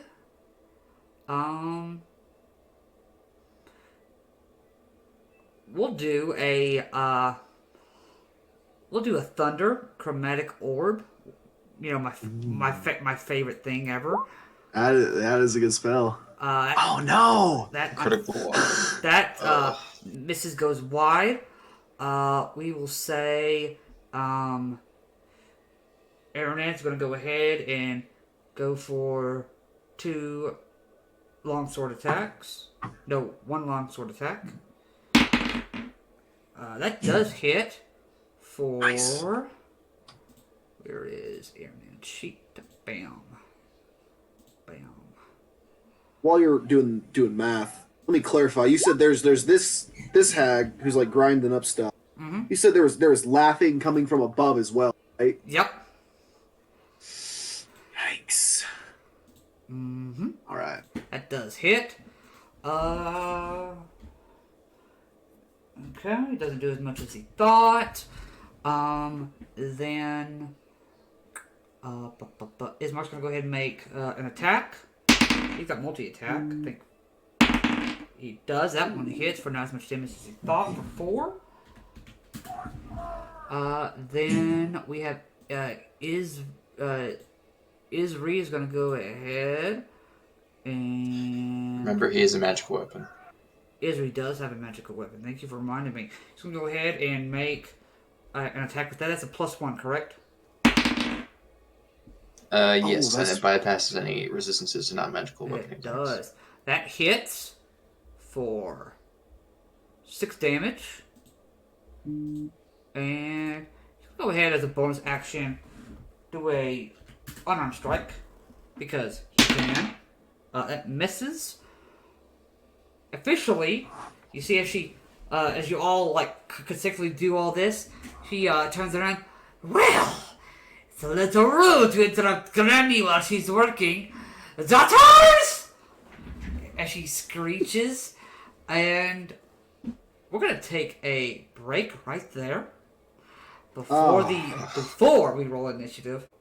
All right, we are back. I went ahead and rolled some initiatives for our players to get that all set up, and I hope you all enjoy this new playlist that I found just for. Oh no! Oh wait, playlists are fun. For this combat.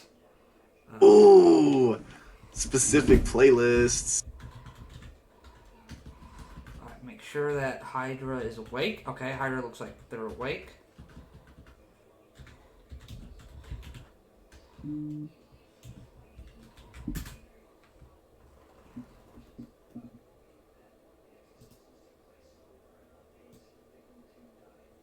It's not being able to find some of those, apparently.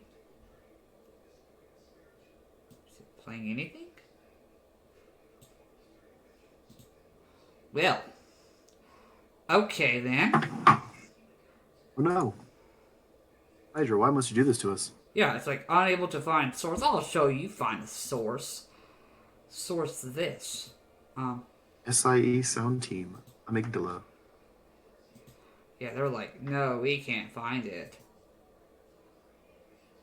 Okay, fine.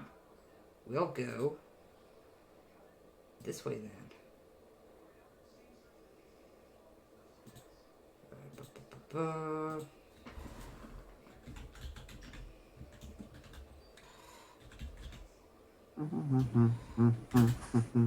Critical roll. When does their new thing start? Is it, Next Thursday. didn't it already start?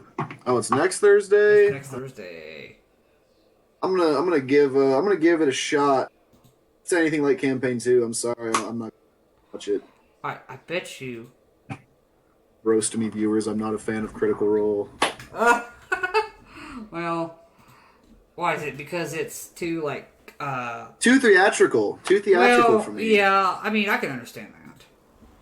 I like my D&D to be a bunch of nerds sitting at a table.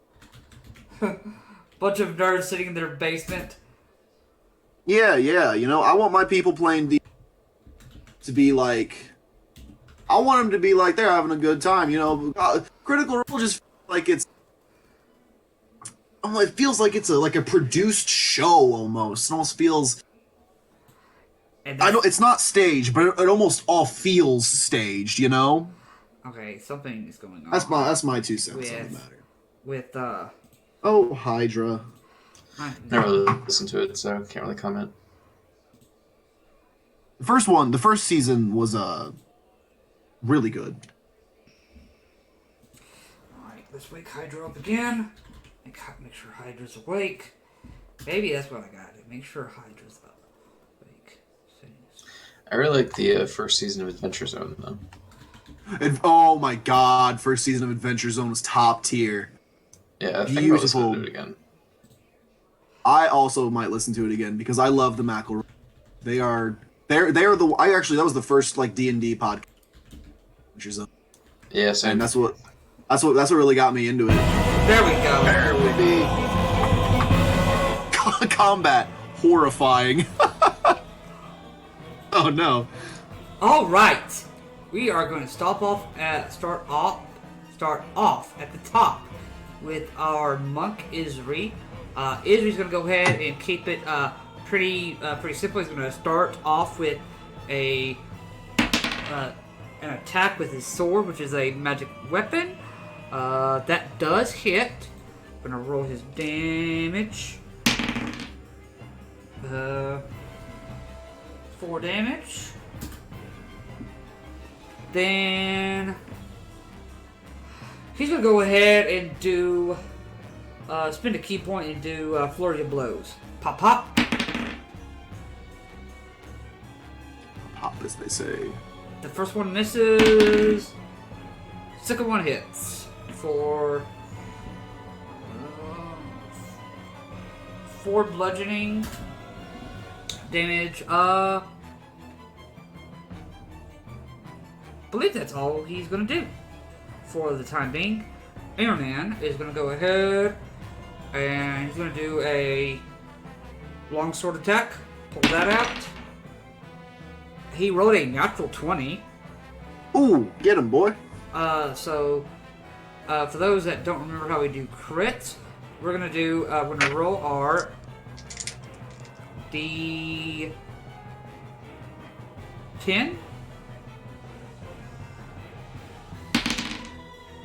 Okay.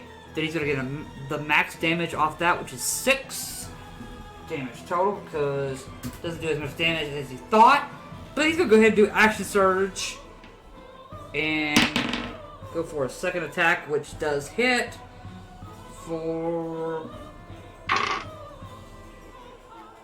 4 points of damage.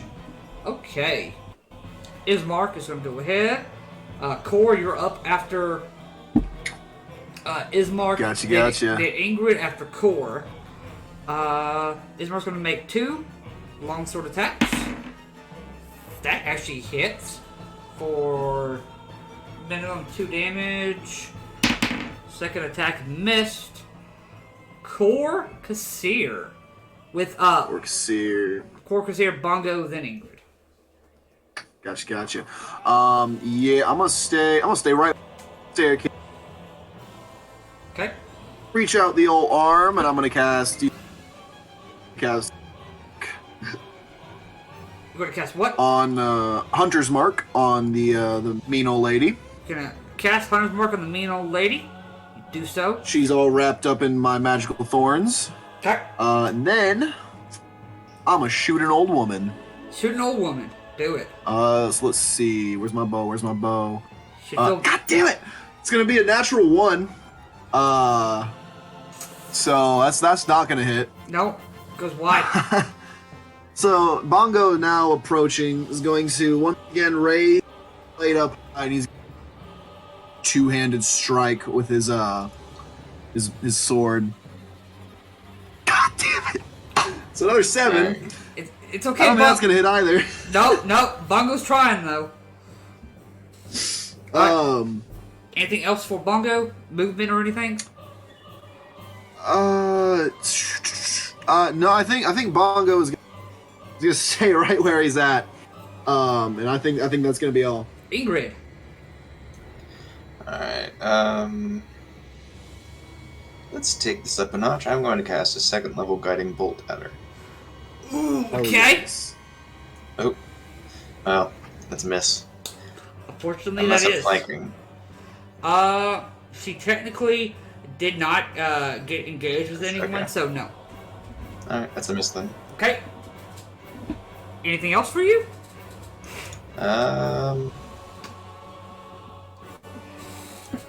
No, I don't think that's it. All right. You all notice another hag comes from up the stairs. She looks down. Well. Looks like we have some men to play with. She's gonna go ahead and stretch out her arms at you. She's gonna go ahead and look at you, Core. Oh, Lordy Lou. Yep. She's gonna go ahead. I believe. Yep. She's gonna go ahead and you see this like green beam shoots at you as she casts Ray of Enfeeblement at you. Ooh. Is that an attack roll, or is that a saving throw? That is a con save from... Con save from Core. Core is not the best at those. 12? That does not... So actually, it's okay. Oh. So I read this wrong. So it's a to hit. Then at the end of each of your turns, you can make a con save. So, okay, cool. So yeah, go ahead and roll to hit me. That's gonna be staggering 17. Armor class is 18. Nature's Aegis, let's go. Yeah, okay. It goes wide. That's gonna be it for her. You see one comes up behind her. Sister, you're not doing it right. Let me show you how it's done. And she's gonna cast Ray of Enfeeblement on you, Ingrid. And it's a 21. Yeah, that's a hit. Oh, right. So. Con save, right? No, so here's what happens. So on a hit, you deal only half damage with weapons attack that use strength until the spell ends. Ooh. At the end of each At the end of each of your turn, you can make a con save against the spell. Okay. So that's the end of their turns. Then I believe we've got Alexandrite up next. Yes, we do. Alexandrite, pull up her spell list here.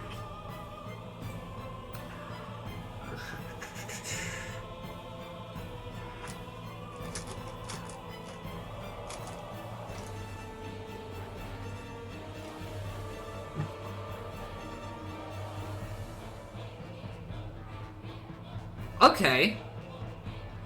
I want to make a phone call real quick. Yeah, go for it. I should be back before my turn. You're fine. She's gonna go ahead and do she's gonna do a level 1 witch bolt on Granny.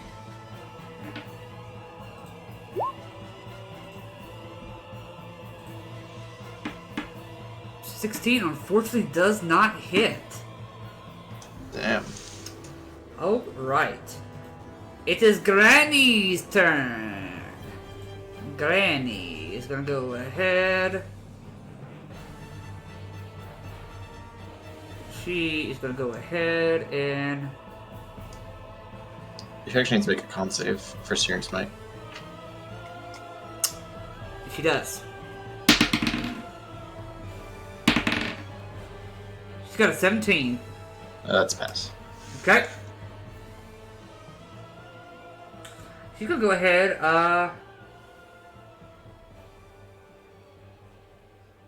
she's gonna go ahead and cast Sleep on all the people around her. So 5d8.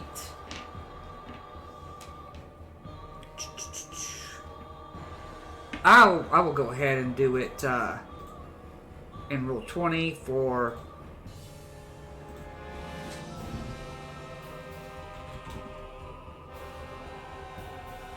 Am I dead yet?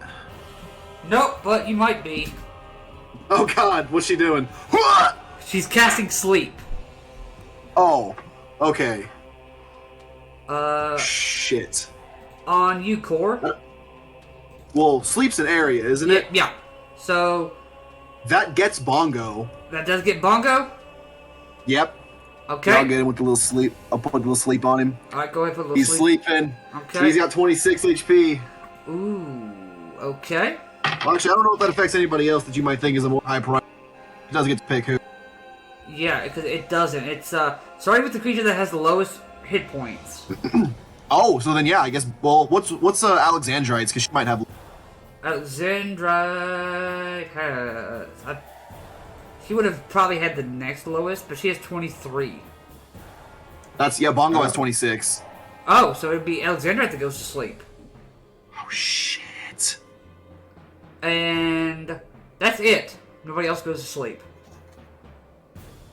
That's pretty. Oh man. So we're gonna put a. Shake my fist at you, witch. She's gonna go put a. Where's the sleeping? It's like it's the second one on the top, like the little top row of them. Sleep. At least that's the one that I always use for sleep. Okay. Yeah. Okay. Isri gonna go ahead and keep attacking her. Shh.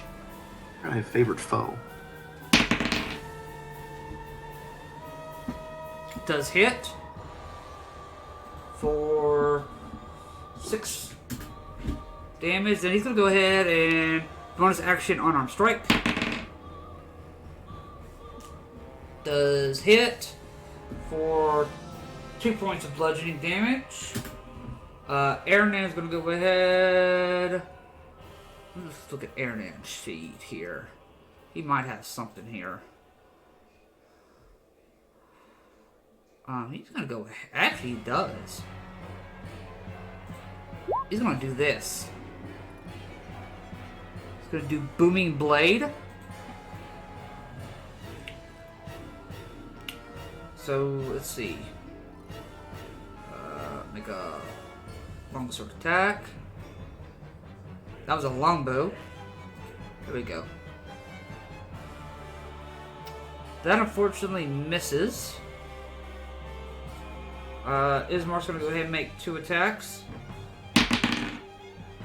He hits the first one. Misses the second for 3 damage.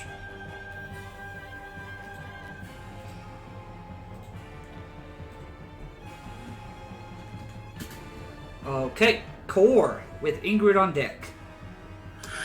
Alrighty, yeah, I see the hag. Then I'm gonna she's got my hunter's mark, I'm gonna try to shoot her. I think I have to hit her. Yeah, I have to hit her to declare her as my favorite enemy. So I'm gonna just take another longbow. Okay. Does the 13 do it? I don't think it does. 13 does not hit. Shit. Damn. Core is not doing so hot this run. I don't have any real bonus actions.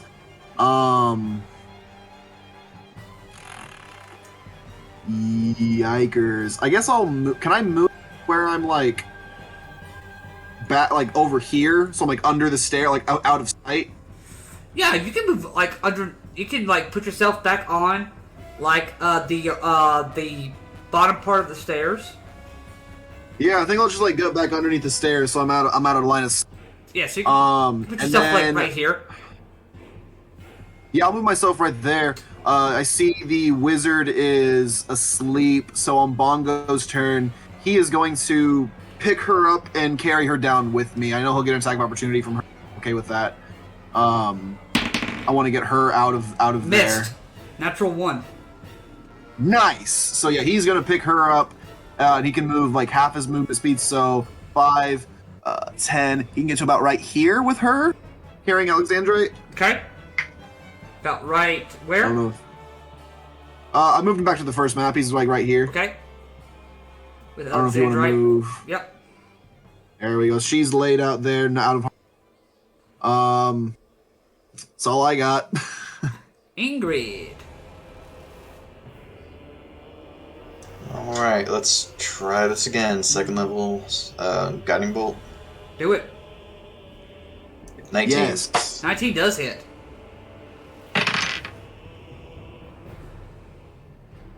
For 22 points of radiant damage. Woo! That's some nice damage. Nice. Nice. All right. Anything else? Yeah, it's getting close to max. No, that's all I can do. Okay. Go ahead and make a con save for me, for the Ray of Enfeeblement. That, I believe, passes. But let me make sure. It does pass. Okay. You are no longer enfeebled. Alright. That's my turn. Alrighty then. This witch is just gonna go ahead and point to Ismark, and he's gonna go ahead.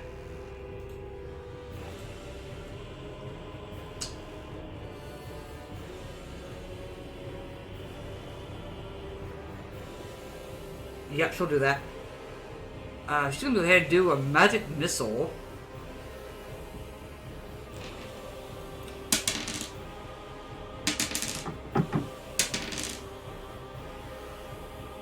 Seven points of force damage to our buddy Ismark.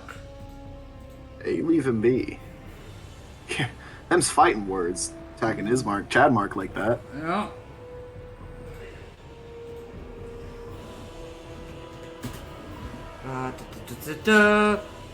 Then the other one's gonna from where she's at. It's gonna go ahead. Let's see.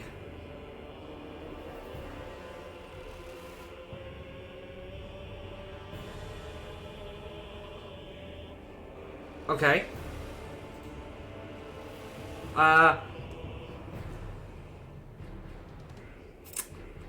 Ingrid, I need you to make me a wisdom saving throw. 12. No.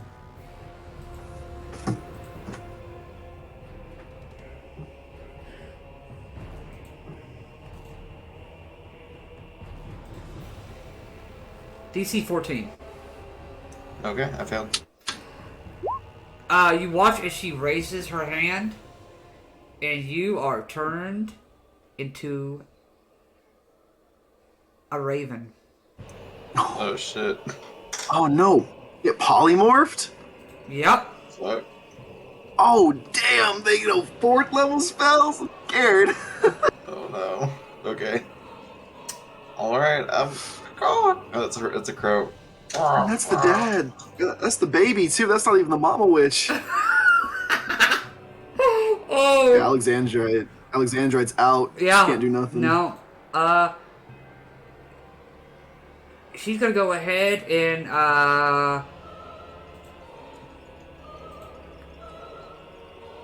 she's gonna reach over to where Ismark is.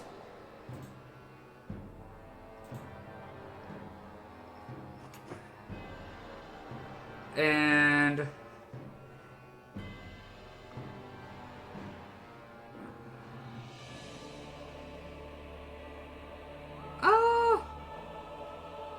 she's just gonna make some claw attacks. We're gonna just keep it pretty simple. You watch as her form shifts for a moment, as she goes from the frumpy old lady to this fiendish creature with horns and purple skin and 4 arms. She's gonna make an attack. Shot. Oh, she has 4 arms. That's scary. I like that. For 13 slashing damage to Ismark. Why they always gotta go after my man? Okay. Back to the top.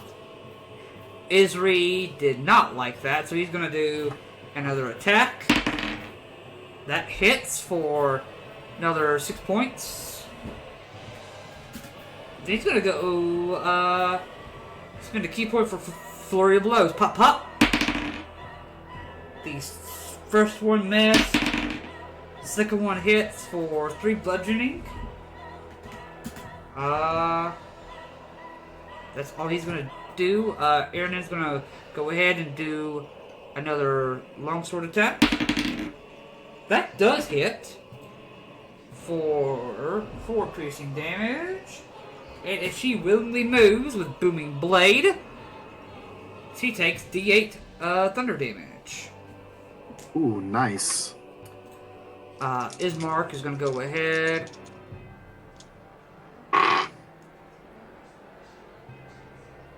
Ismark's gonna go ahead and... He would not know that. Okay. Ismark's gonna go ahead and make 2 attacks at her. That hits. And that missed. So 3 damage total. Corsair. Corsair. All right, so I'm sitting down there with Bongo and Alexandrite. Yep, I'm trying to wake her up, all right? And I put my bow away because that's not working. Pull out my sword, shing, and I'm gonna move 5, 10, 15, 20, get it right to the top of the steps, right where I can see the... Okay. Gonna go for a good old double slash. Do it. Action and bonus action to make 2 attacks. Do it. So, where's my short sword at? It's here. Ba-bam! So 14 do it? 14 does not hit. Oh, damn it! And a... God, fucking... What is wrong with you, Core? Oh, come on. Cool. That's Core. He doesn't like small spaces. You look down and you see in Ingrid's place a red raven. Oh shit. That's not good. But I've already dedicated my turn to that. Yep. And then for Bongo's turn, he's gonna use his action Alexandrite. Yep, that does so. Wakes her up.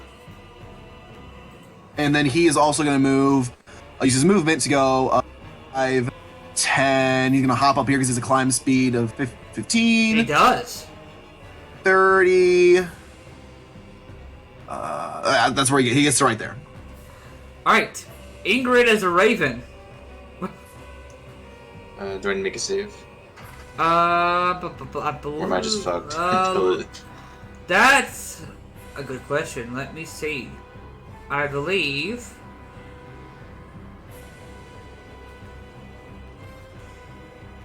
You...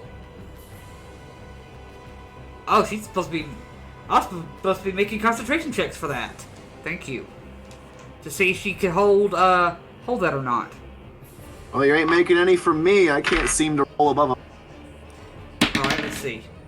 Okay, that one passed.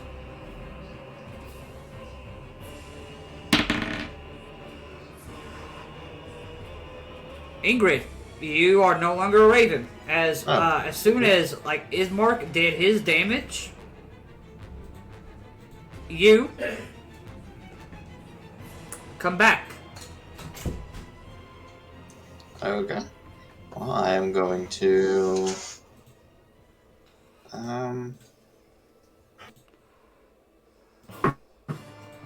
Not Ismark, but when Isri did his damage.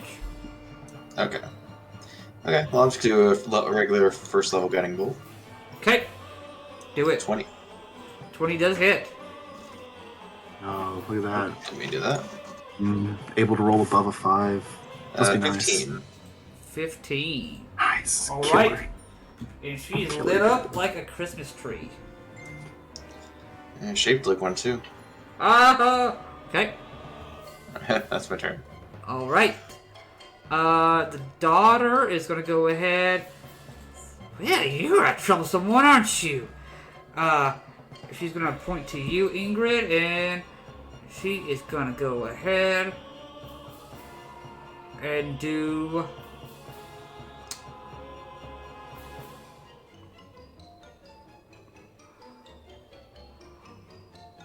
I need you to make me a wisdom saving throw. As she becomes a... you watch as look at her eyes. They are they're inky and nasty. Make me a wisdom saving throw. Oh, she can eat a 23. Wow! Yeah. Okay, that, as she casted Eye Bite. Ooh. Isn't that a Dang. 6th level spell? It is. Yeah. Oh dang. my god! What have we gotten ourselves into? Oh, I don't know. Okay. You see, the sister goes, "Nice work, sister! You wasted that one spell for nothing. Now we can't use it." Righted yourself out. And She's gonna go ahead and come down and do Ray of Sickness on you, Core. Gotcha. And That- Ray of... Sickness is, I believe that one's Is that an attack roll? That is an attack roll. Gotcha. Go and make that. That is Roll a. it good. That is a That's A a natural 20? no. That's a 30. Excuse me. That's a third. What? Without a natural 20? Without a natural, yeah. No, yeah, that's without being a natural 20. That was at Can I ask what you rolled on the die? 18. Oh my god. Oh no. So Yeah, even with my plant armor, that's definitely gonna hit. okay, you're gonna take 2d8. Okay. Poison. 2d8. That's 2d8 poison damage. 8. okay. And I take 8. yeah, and make me a Constitution saving throw. Constitution saving throw. That's gonna be a fucking 6. Come You- on. Are poisoned. Blech. Where's the puking one? I know there's a puking one. Yeah, Is there a puking one? there is. I'm pretty sure there's a Oh, there's not. But I'll do this little vial of poison. Vial of poison. I haven't seen. You are. You had disadvantage on attack rolls and ability checks. I don't need that right now when I can't roll 5. All right. It's- Alexandrite's gonna go ahead and work her way back up the stairs now that she's awake. She's gonna get right next to you, Core. Absolutely. And I'm a little wizard buddy. she's gonna go ahead. You see, she is not happy that she was put to sleep. I believe she does. She's gonna go ahead and do a level 2 chromatic orb. Thunder. Oh, yes. That does hit Nice. Fuck 'em up. for 4d8 thunder damage. That's a lot of damage. That is.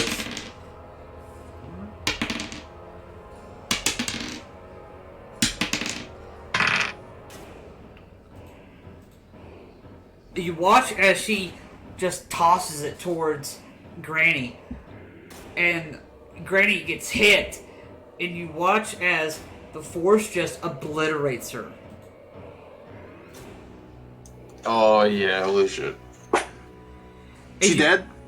She is dead. You watch as the two other hags start to freak out. Like, Yes. oh, no! Our coven! It is broken!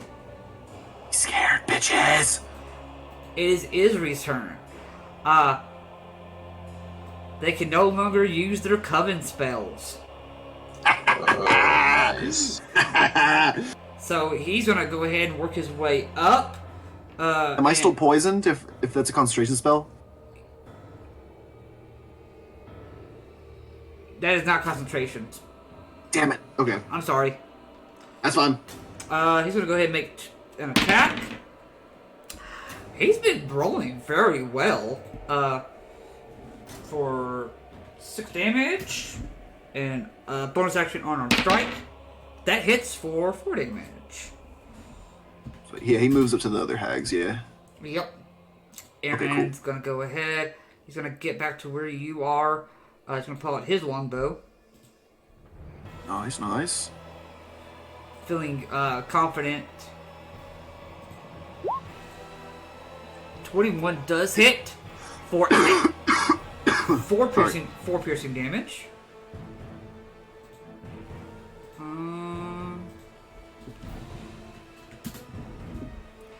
Ismar's gonna go ahead and work his way up with Isri. Make 2 longsword attacks. That misses. That one misses. Corcusir. That's me. I accidentally exited out of my games. Don't know if this map is correctly updated or not, but I'm at, they're still at the top of the stairs. Yeah, she, both her and her sister are still at the top of the stairs. Cool. I'm gonna use my bonus action to transfer my hunt. Made me sick. And then I'm gonna pull out my longbow and I'm gonna shoot him. Yep. My roll 20 is being really slow, so I'm gonna roll this one IRL. Hey, this might actually hit. That's gonna be a 17. Even with disadvantage? Fuck. Because you're poisoned? With the second roll was a natural 20, so the 17 stands. 17 does stand. Okay, that does hit. Yes! I'm useful for the first time in this fight. Let's see here. 1d8 plus 1d6 plus 4. I don't have my d8s on me, so I'm rolling this in the chat. I don't know if that shows up or not. It did. Good. I don't know what that is. Oh, there we go. 11 points of damage from the longbow. Very nice. And then Senor Bongo is going to run with his. He's going to go up to here, and then is going to get onto the stairs with his movement because he can climb up them stairs really quickly. And he's going to go up to the same one that I. Actually, no. He's no. You know what? I'm committed to it. He's going to charge him. He's going to charge him with the sword and make an attack. So that is it's a +5 to hit with that. So. Hell yeah. Okay, real dice are treating me good. Roll 20's not. That is a 22 to hit. That does hit. Fuck yes. 1d... Or no, he's doing it two-handed, so 1d10 plus 5. 10 points of damage from Bongo. Okay. And that's all she wrote. And you are no longer poisoned. Yes! That is good. Poison is not good for me. Ingrid. Which one is more hurt? Bella is.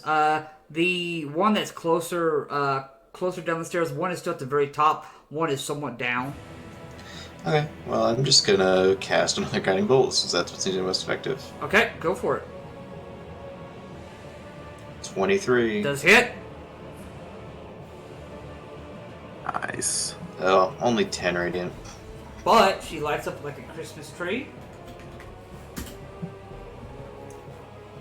Oh, Okay. let me move Bongo. Oh, I didn't realize he was in his space. My game... No, you're fine. Anything else for you, Ingrid? I'm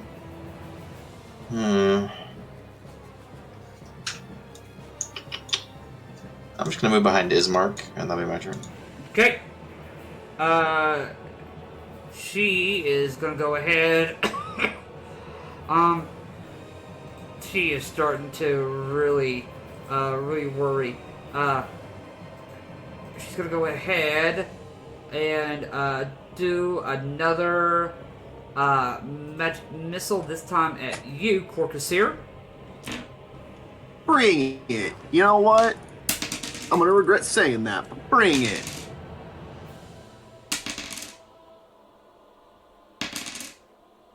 What level is she casting it at? Just first? Yeah, You said 10? 10. I am not. I'm about half health. Okay. You watch as her sister behind her says, "Good luck, sister!" And she seems to go invisible. Oh. Can we still take attacks of opportunity at disadvantage, or? If you... Yes. And if you happen to hit her... Sure. Yeah. Okay. Cool. So yeah, I mean, it's just like swinging wildly at where she was. Yeah, that's completely fine. If that's something that you want to do, I'll allow it. I'm not going to stop you from doing it. Alexandrite is going to go... Oh, it is... Alexandrite's going to go ahead and do... Well, because she didn't move yet. Oh, okay. I thought I assumed she... No, not yet. Okay, awesome. She's going to go ahead and do another chromatic orb. She's going to do poison damage this time. Just to, like, rub it in her such face. a solid spell. Yeah, she's going to do poison damage to rub it in her face for what she did to you. Yes. Yeah, as you know, like Chromatic Orb is like my favorite spell. It is a good spell. Like I think you've. Oh my god. All right, so remind me, Guiding Bolt, is that only on melee attacks, or is that the next attack? On That they have the advantage? next attack roll. It's an attack roll. Oh. Okay, that's a crit then. So, Yeah. that's going to be 3d8 plus 8. That's pretty...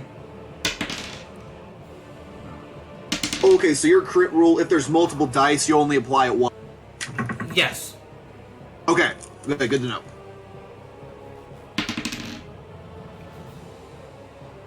For 16 points of damage. Still, Okay, she rolled like... solid. Yeah, she rolled 1s and 4s. So it was like... Hey, It's still pretty good. Okay. She's dead. Isri's gonna go ahead and... he's gonna make an attack at where he thinks the sister was. That missed. He's gonna do a bonus action for an unarmed strike. Missed again. Irnan's gonna take a shot at this girl.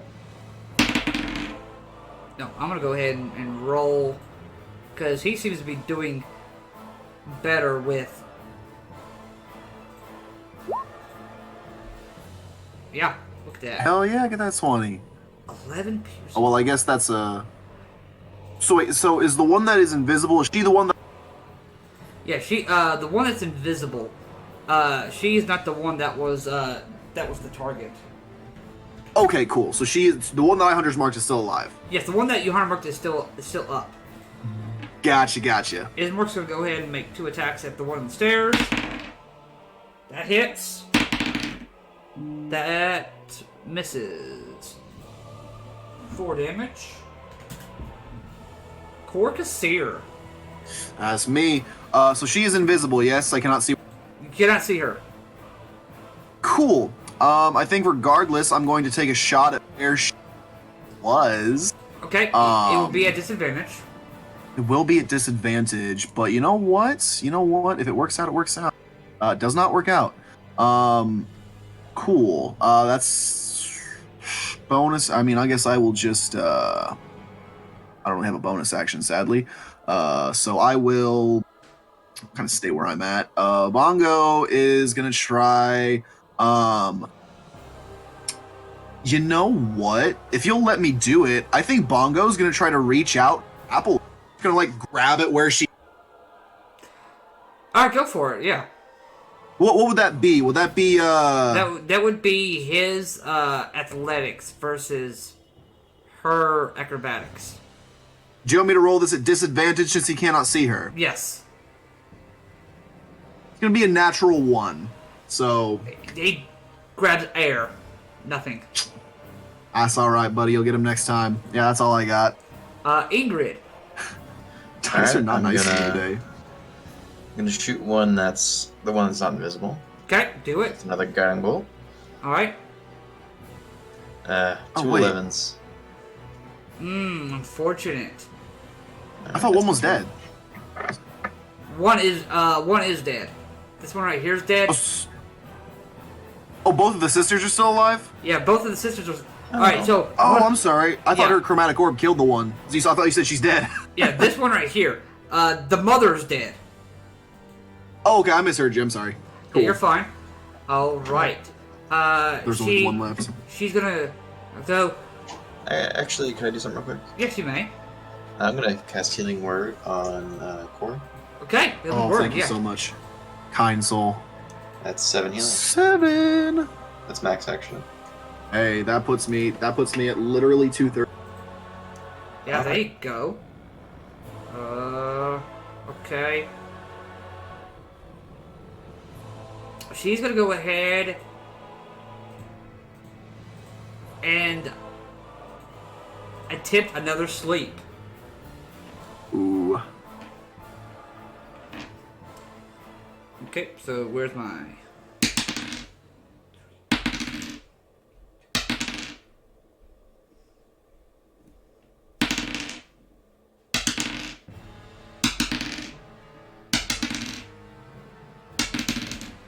Alexandrite is put to sleep again. Well, her max is 23. Yep. Right now I'm at 22 HP, so I would actually get... Yep, you would. Thank you for being the honest, honest one. I gotta do it. I take a nap. Okay, I'm gonna go take a nap. Okay. Alexandrite is gonna go ahead and...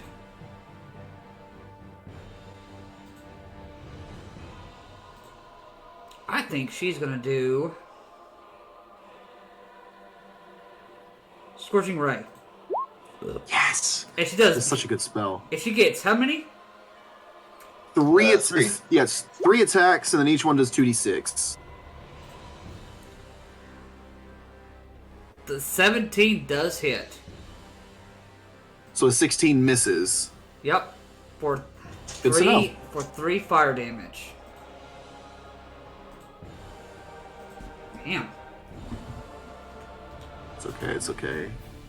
We got this, we got this. Isri is gonna go ahead and make himself another attack. That hits for 6 damage.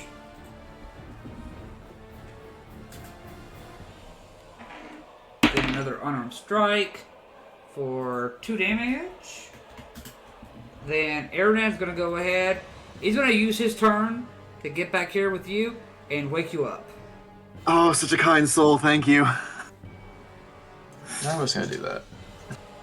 Ismark's gonna go ahead, do his 2 longsword attacks. First one misses. Second one misses. But Corcusir, you're up and awake. I am up and awake. I am going to stand up. Half my movement. So there we go. And I'm... Oh, shit. Yeah. My hunter's mark drops. Yes, it does. Damn it. Okay. No more of that. I ain't got no more spell slots left. So I'm just gonna take... I'm just gonna take a vanilla shot at her. Let's see here. Longbow. God. Miss. Be nice to me. Roll with the regular dice, dude. Roll 20 is not kind. Yeah, roll 20 hates you, man. I'm rolling normal dice from this point forward. Okay. And now Bongo is gonna take a slash at the one who is not invisible, because I didn't realize she was still alive. So he's gonna take his blade of Bongo. Oh, you're fucking... It's gonna be a solid 10. Does a 10 hit? No. So that's all I got. Ingrid. 1 sec. You're fine? Okay, I am just gonna cast Sacred Flame at the most damaged sister. Okay, her. Go for it. Yeah, so she can make a dex save. Oh, yes. My good dice are in my dice box. I didn't realize my dice. That's gonna be a whopping 6.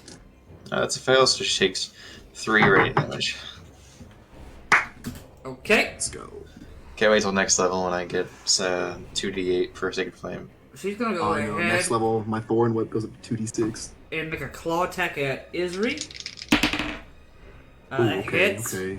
for...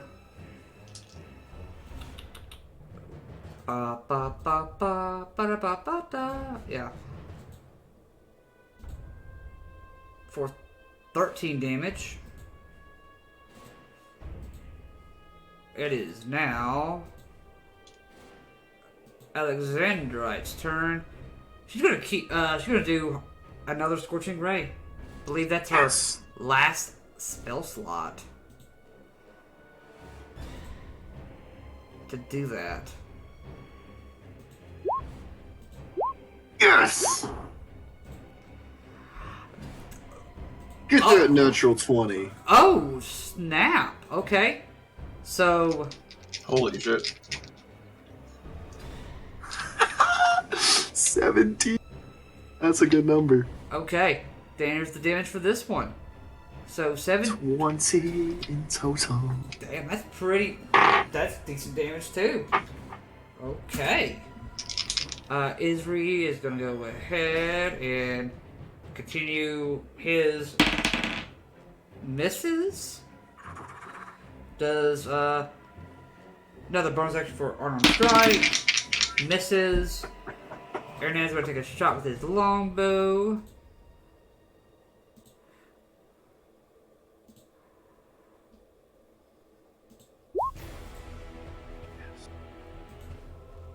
For decent damage again.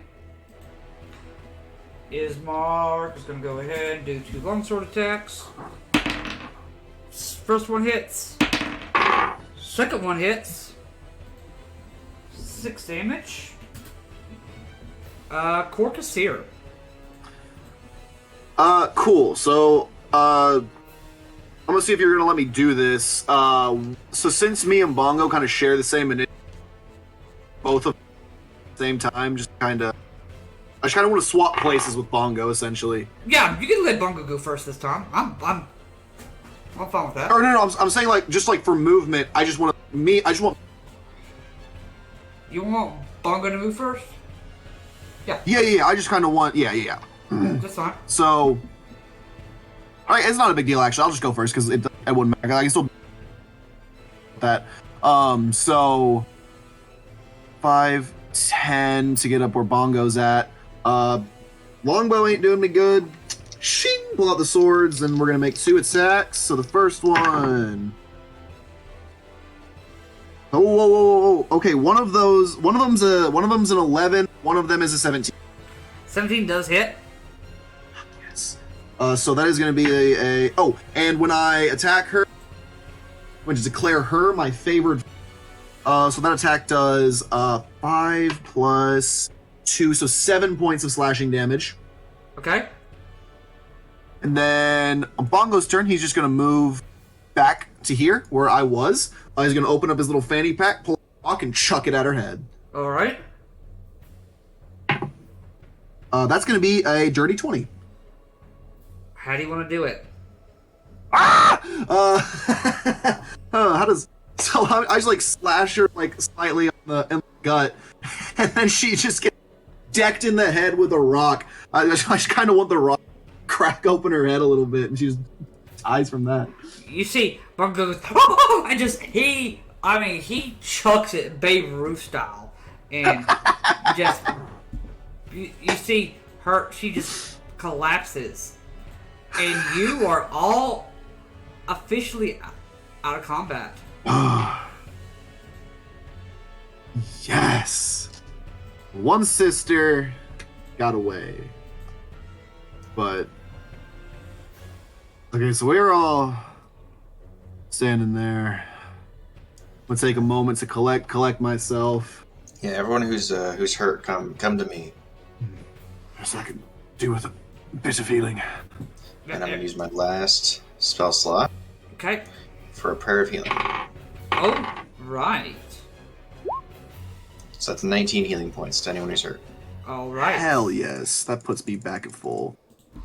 All right. I'm gonna look at everybody, and I'm just gonna say, "Don't worry. If we want to track it down, I have ways of doing so." I think we should, but not after we search this place first. See if there are any children in here. Yes, indeed. Is there a? It looks like there's stairs. I'm assuming there's. Yes, that is basically where they originally came from. Gotcha. So yeah, well, I'll grab Bongo, and I'm just gonna be like, all right, let's check the top floor. Oh, righty then. Give me a moment. Hey, Aaron's back.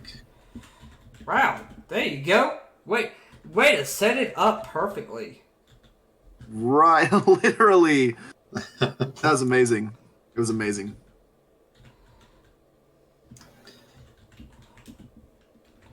There we go. Bring back our music that you all love so much. Our ambiance, as they say. I love it. And Aaron left again. Oh no. Probably having. He might be having internet Probably having some internet problems. All right. So as you all work your way up the stairs, you and Bongo Core, you find instantly this upper room where the hags had came from. Dancing from what you can see here was a room of some kind. You can see there are discarded clothes amongst some beds that may have belonged to kids at one point. You kind of look over to your right, and you do see in a closet there are some crates. They're about 3 foot tall. Inside, you do find 2 kids. One of them around 7 years old and one around 4 years old.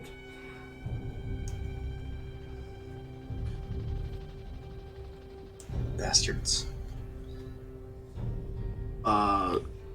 Is the are the crates they're in?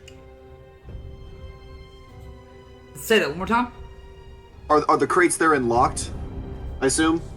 Yes, they are locked. I'm gonna try to have, cause Core is not strong. I'm going to try to have Bongo just like take a rock and just try to like beat the locks off. Okay. I will say with his strength, it takes him a little bit. Takes him maybe 30 seconds or so for each lock, but he does so. Good boy. And you see, you notice first off the girl doesn't seem like she is very talkative, but the boy kind of looks up. Yeah, he's got red hair, very much like yours, Ingrid, almost the same color. Are they gone? Yes, they're gone. They're not going to hurt you anymore. Thank you.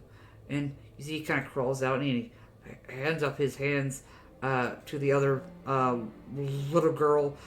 It kind of helps her down. I'm gonna like get on my knee and offer a hug. Okay. They will gladly take the hug. Both of them. It's gonna be all right, laddies. Where are you two from? Both are from Vallaki.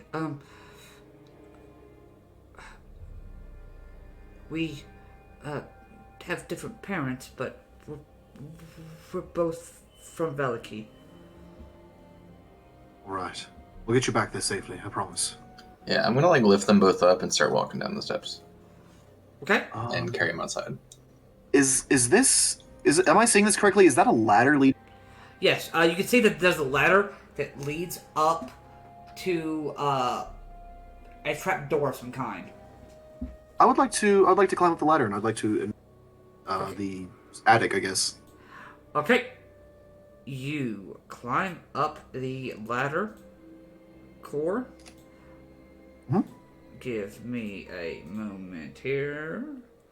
From what you can tell, you have reached the peak of the windmill. A dome chamber filled with old machinery. There's not much room to move around. Light slips into the attic through the small holes that are in the walls. You do see some old abandoned birds' nests. And you see the contraption that would usually turn probably the windmill. Mm-hmm. But that is all that you find. Nothing of interest up here? Nothing of interest. Okay, cool. I'll go back down.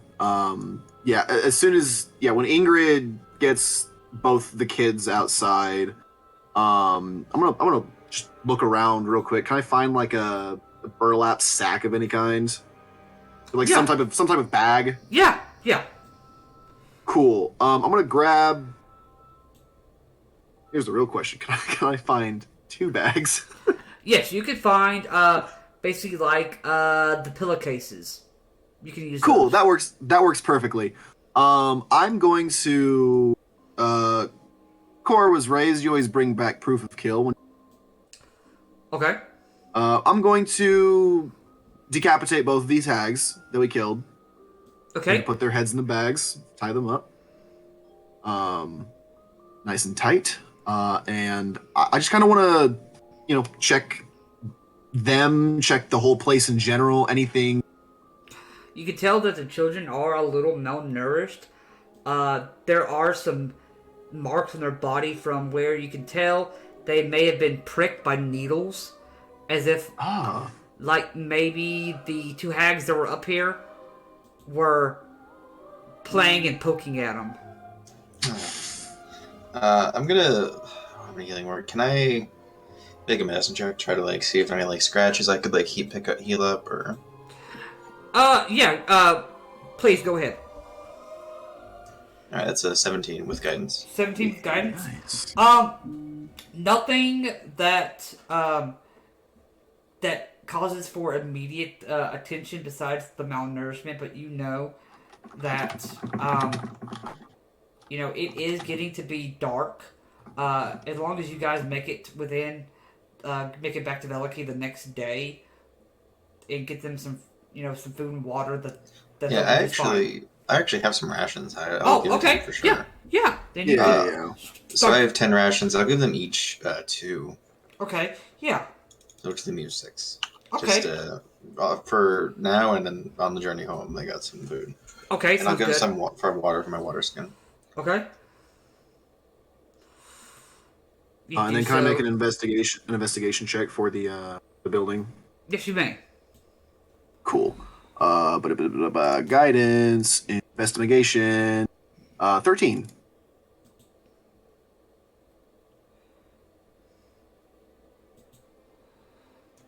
Yeah, I think this works out. So, my first concern was trying to get the kids' safety, and yours is searching the building. So I think it actually works out pretty well. Yeah. Oh yeah. What did you get? You got it. I know you get it. I got a 13 on investigation. 13? Okay. So you could definitely tell that where Granny was at. You could tell that this is where she takes the bones and she grinds up the bones for the flour, for the to make the meal for her pies. It's a disturbing kind of sight to realize that the bones that are already in there are already powder. There's nothing you can really do much about them. There are some fresh pastries that are in the oven currently. You can tell that they are they're not quite done yet. You go through the cabinets of the baking ingredients. There's flour, sugar, and you see there's already some jars of powdered bone and such. You also find 3 elixirs. First one is labeled Youth, which is a golden syrup. The second elixir is labeled Laughter. It looks red, some kind of red, almost looks like red tea. And the third elixir is a greenish, milky liquid labeled Mother's Milk. And Mother's Milk. Interesting. So, I'd like to talk with Vasily. Yes, Vasily is downstairs. He looks and sees I didn't know what was going on up there. I'm sorry. I don't really have much of combat capabilities, but you found children. Yeah. You probably want to burn this place to the ground. Please, if you would do the honors. I thought he would be opposed to it. No. Once we're done searching the building, and once everyone's done, out of the building, I'm gonna pile up a bunch of boxes and flour, and then just burn it and burn the building down. Yep. Alexandrite joins you. Y'all watch as the windmill starts to burn. Some of the wood starts to crack.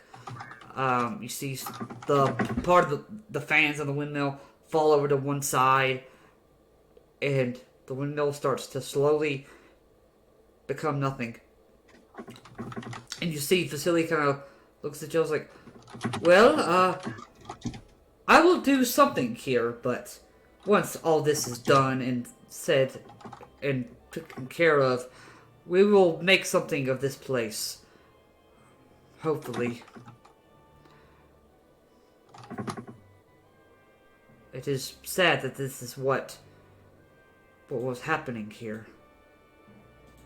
Oh, actually, if you guys want to take a day off tomorrow, I have Identify. I could cast 3 casts of it and identify each of those potions. Hey. Well, you can also just ritual cast it. Oh, yeah, that's fair. But I don't have prepared, so we do have to wait till tomorrow. Your Gotcha. Alexandrite does. Hey. She will go ahead and identify those to you. Yes.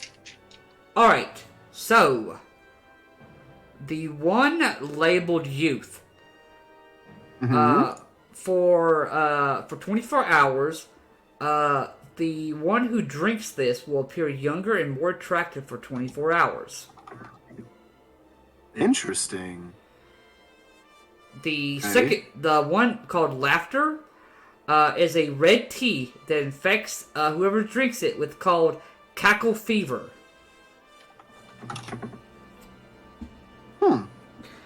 The greenish milky liquid, mother's milk, is actually a dose of pale tincture, a poison. Ooh. Interesting. Do I know what that poison does by chance? You have heard stories that basically a creature must swallow the entire dose of the poison to take the full effect. And you see there's enough for one dose. They gotta make a DC 16 Constitution saving throw, or take 3d6 poison damage, and they will have to make the saving throw every 24 hours. Nice. Is that a mechanics question here? Would that be something that would be tied to... Say that one more time.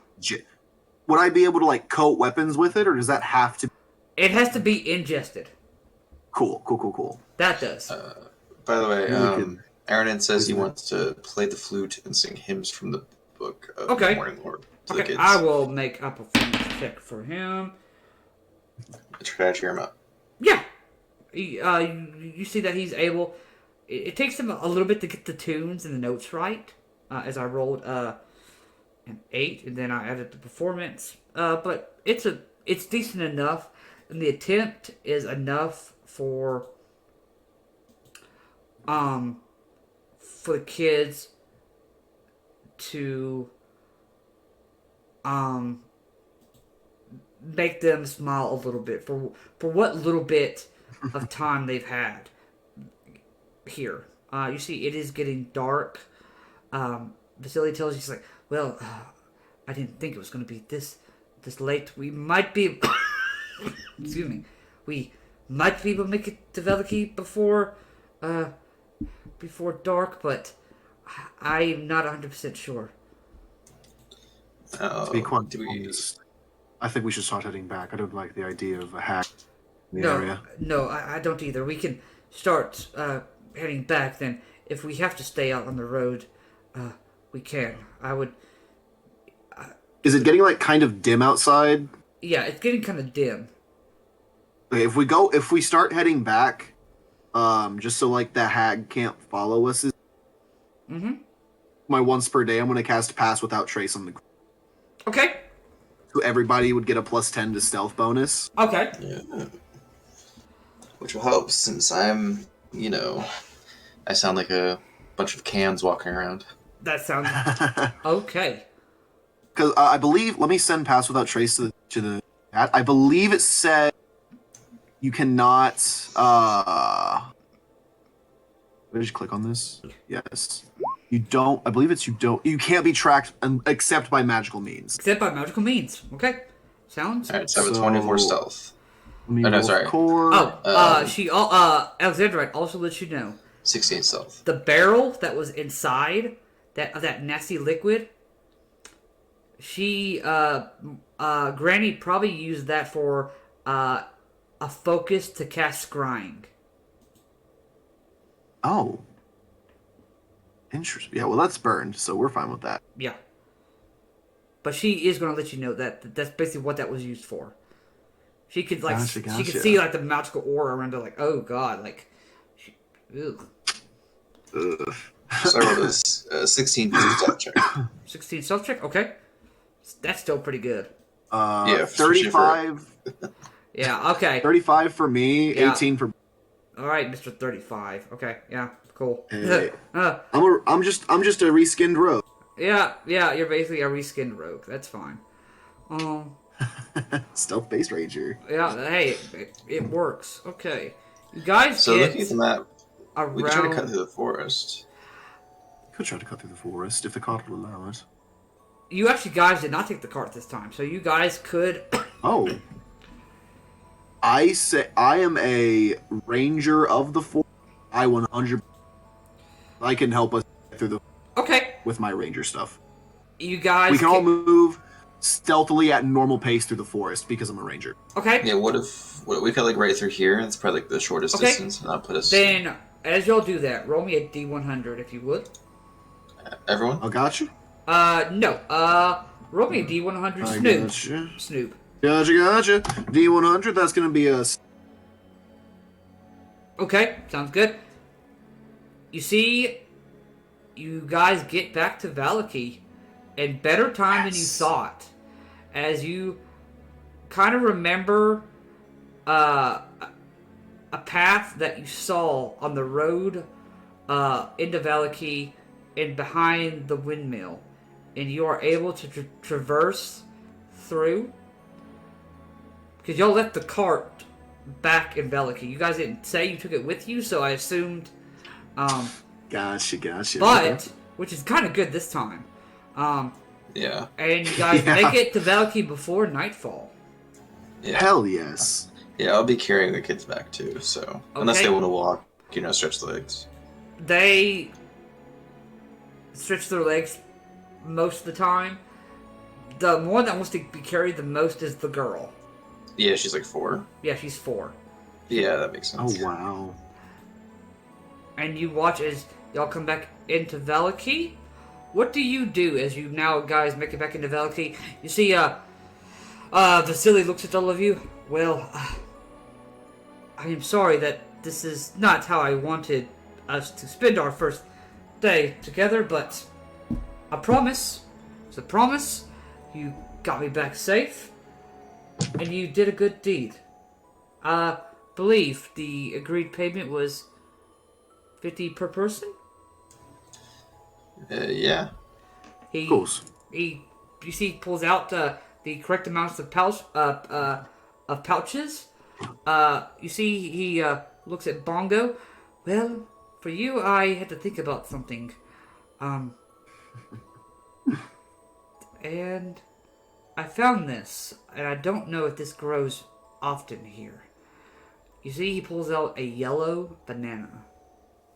Oh. Bongo's psyched. For lack of a better, Bongo goes ape shit. I don't, there was not many other ones that were good, but this was the last one I could find. Oh, you have just made his entire month, my friend. Thank you very much. Of course, everyone deserves their right to payment, and I believe that was, I thought, the best one for him.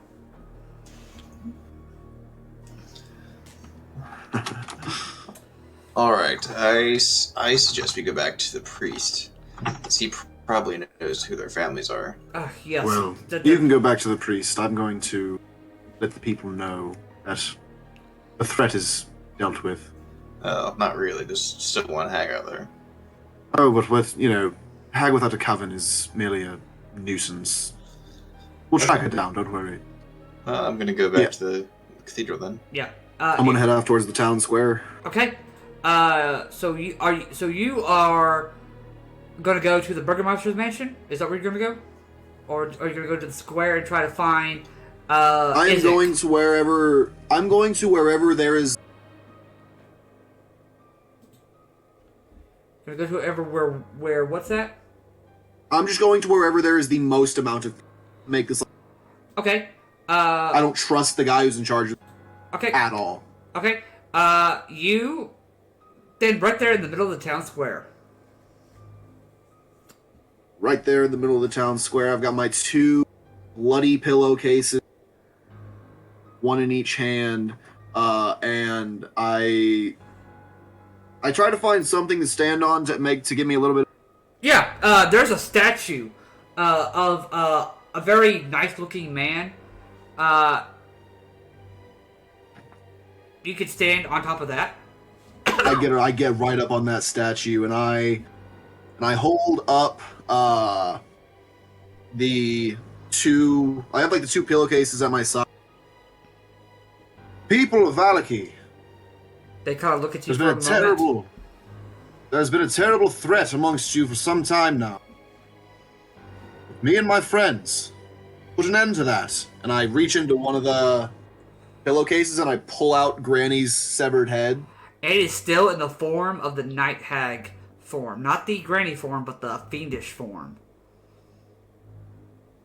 This creature, hiding amongst you, kindly old pie baker, stealing your children in the night, killing them, turning them into baked goods. Me and my friends put a stop to that. Just want you all to know that you're a little bit safer now. I just throw the head into the midst of the crowd. You see, they all just stop and stare. And for a moment, you see they want to cheer for a moment. Then Izzet kind of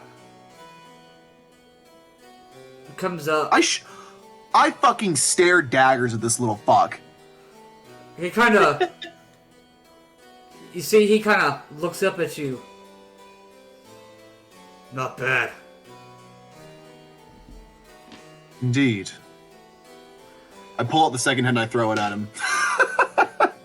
It lands at his feet. He just looks up, he's like... And he just... Make a perception check. Oh, 9. Not plus 11. Okay. For a moment, you thought you saw something under his cape. But then it's like, maybe it's just been a weird day. You fucking pull something on me, you gonna go 6 feet under, boy. That's all I gotta say. He's like, he looks up to you. This evening, let me buy you and your friends drinks and steaks, whatever it is that you want. Of course, that would be most generous of you. We find ourselves over at... Of course, I will be there soon. Perhaps we can As will talk. We can talk more. His eyes never leaves yours. Same here. And he he almost gives you. Have you seen Game of Thrones? Yes. You know the Hound? Yeah. That's this face he makes. He looks at you the entire time, and he just kind of turns and walks away. God. Ingrid, you come and you see Father Lucien is getting people ready for the evening to get prepared for a night sermon, and he sees you like. And you see the two children. They kind of like stop for a moment and they look at Father Lucien like, Father, and they all kind of run up and kind of like hug his legs, and you see Father Lucien kind of holds back, kind of tears for a moment, and he looks up to you, Ingrid. I make the assumption that you found them. Yes, they were in the midst of a hag's den. We dealt with the hags and we saved them. Were you able to dispatch of all of them? No, one got away. But we'll track her down. Well, as long as there's not 3, then that is fine. The head hag is gone. And that's all that matters. When it's just one, it is nothing but a mosquito. 3, they can share spells amongst each other. Sorry, But- I just... I couldn't tell if you were laughing or crying. I'm laughing because in our campaign, exact same... Yeah.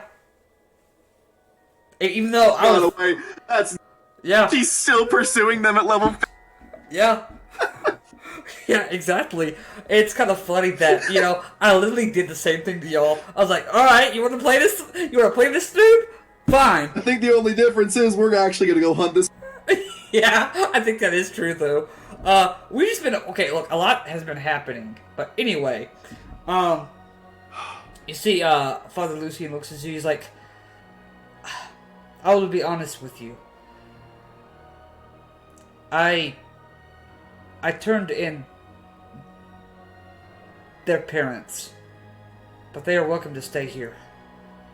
What do you mean you turned in the parents? I told the Burgermeister what happened. He had them arrested. What? Fucking God. Yes. Dude. Well, you're gonna come with me, and we're gonna go get them out. So come on. All right. And with that, we're gonna end our session. All right. So, what a Oh, kind of heart-racing, interesting episode. We did pretty well for being down some people, but Hey, you guys, speak for Yeah. yourself. You Speak guys- for yourself there. hey, I did not do very well. the fact that Ingrid, you passed a level 6 spell wisdom saving throw, you should be very thankful. yeah. Yeah, eye bite can be nasty. Yes, Yeah. it can. But thanks, guys, so much for stopping by, listening in. Hope to have this episode sooner up than the last one I did. But we're going to stop here. You guys have a great rest of your evening,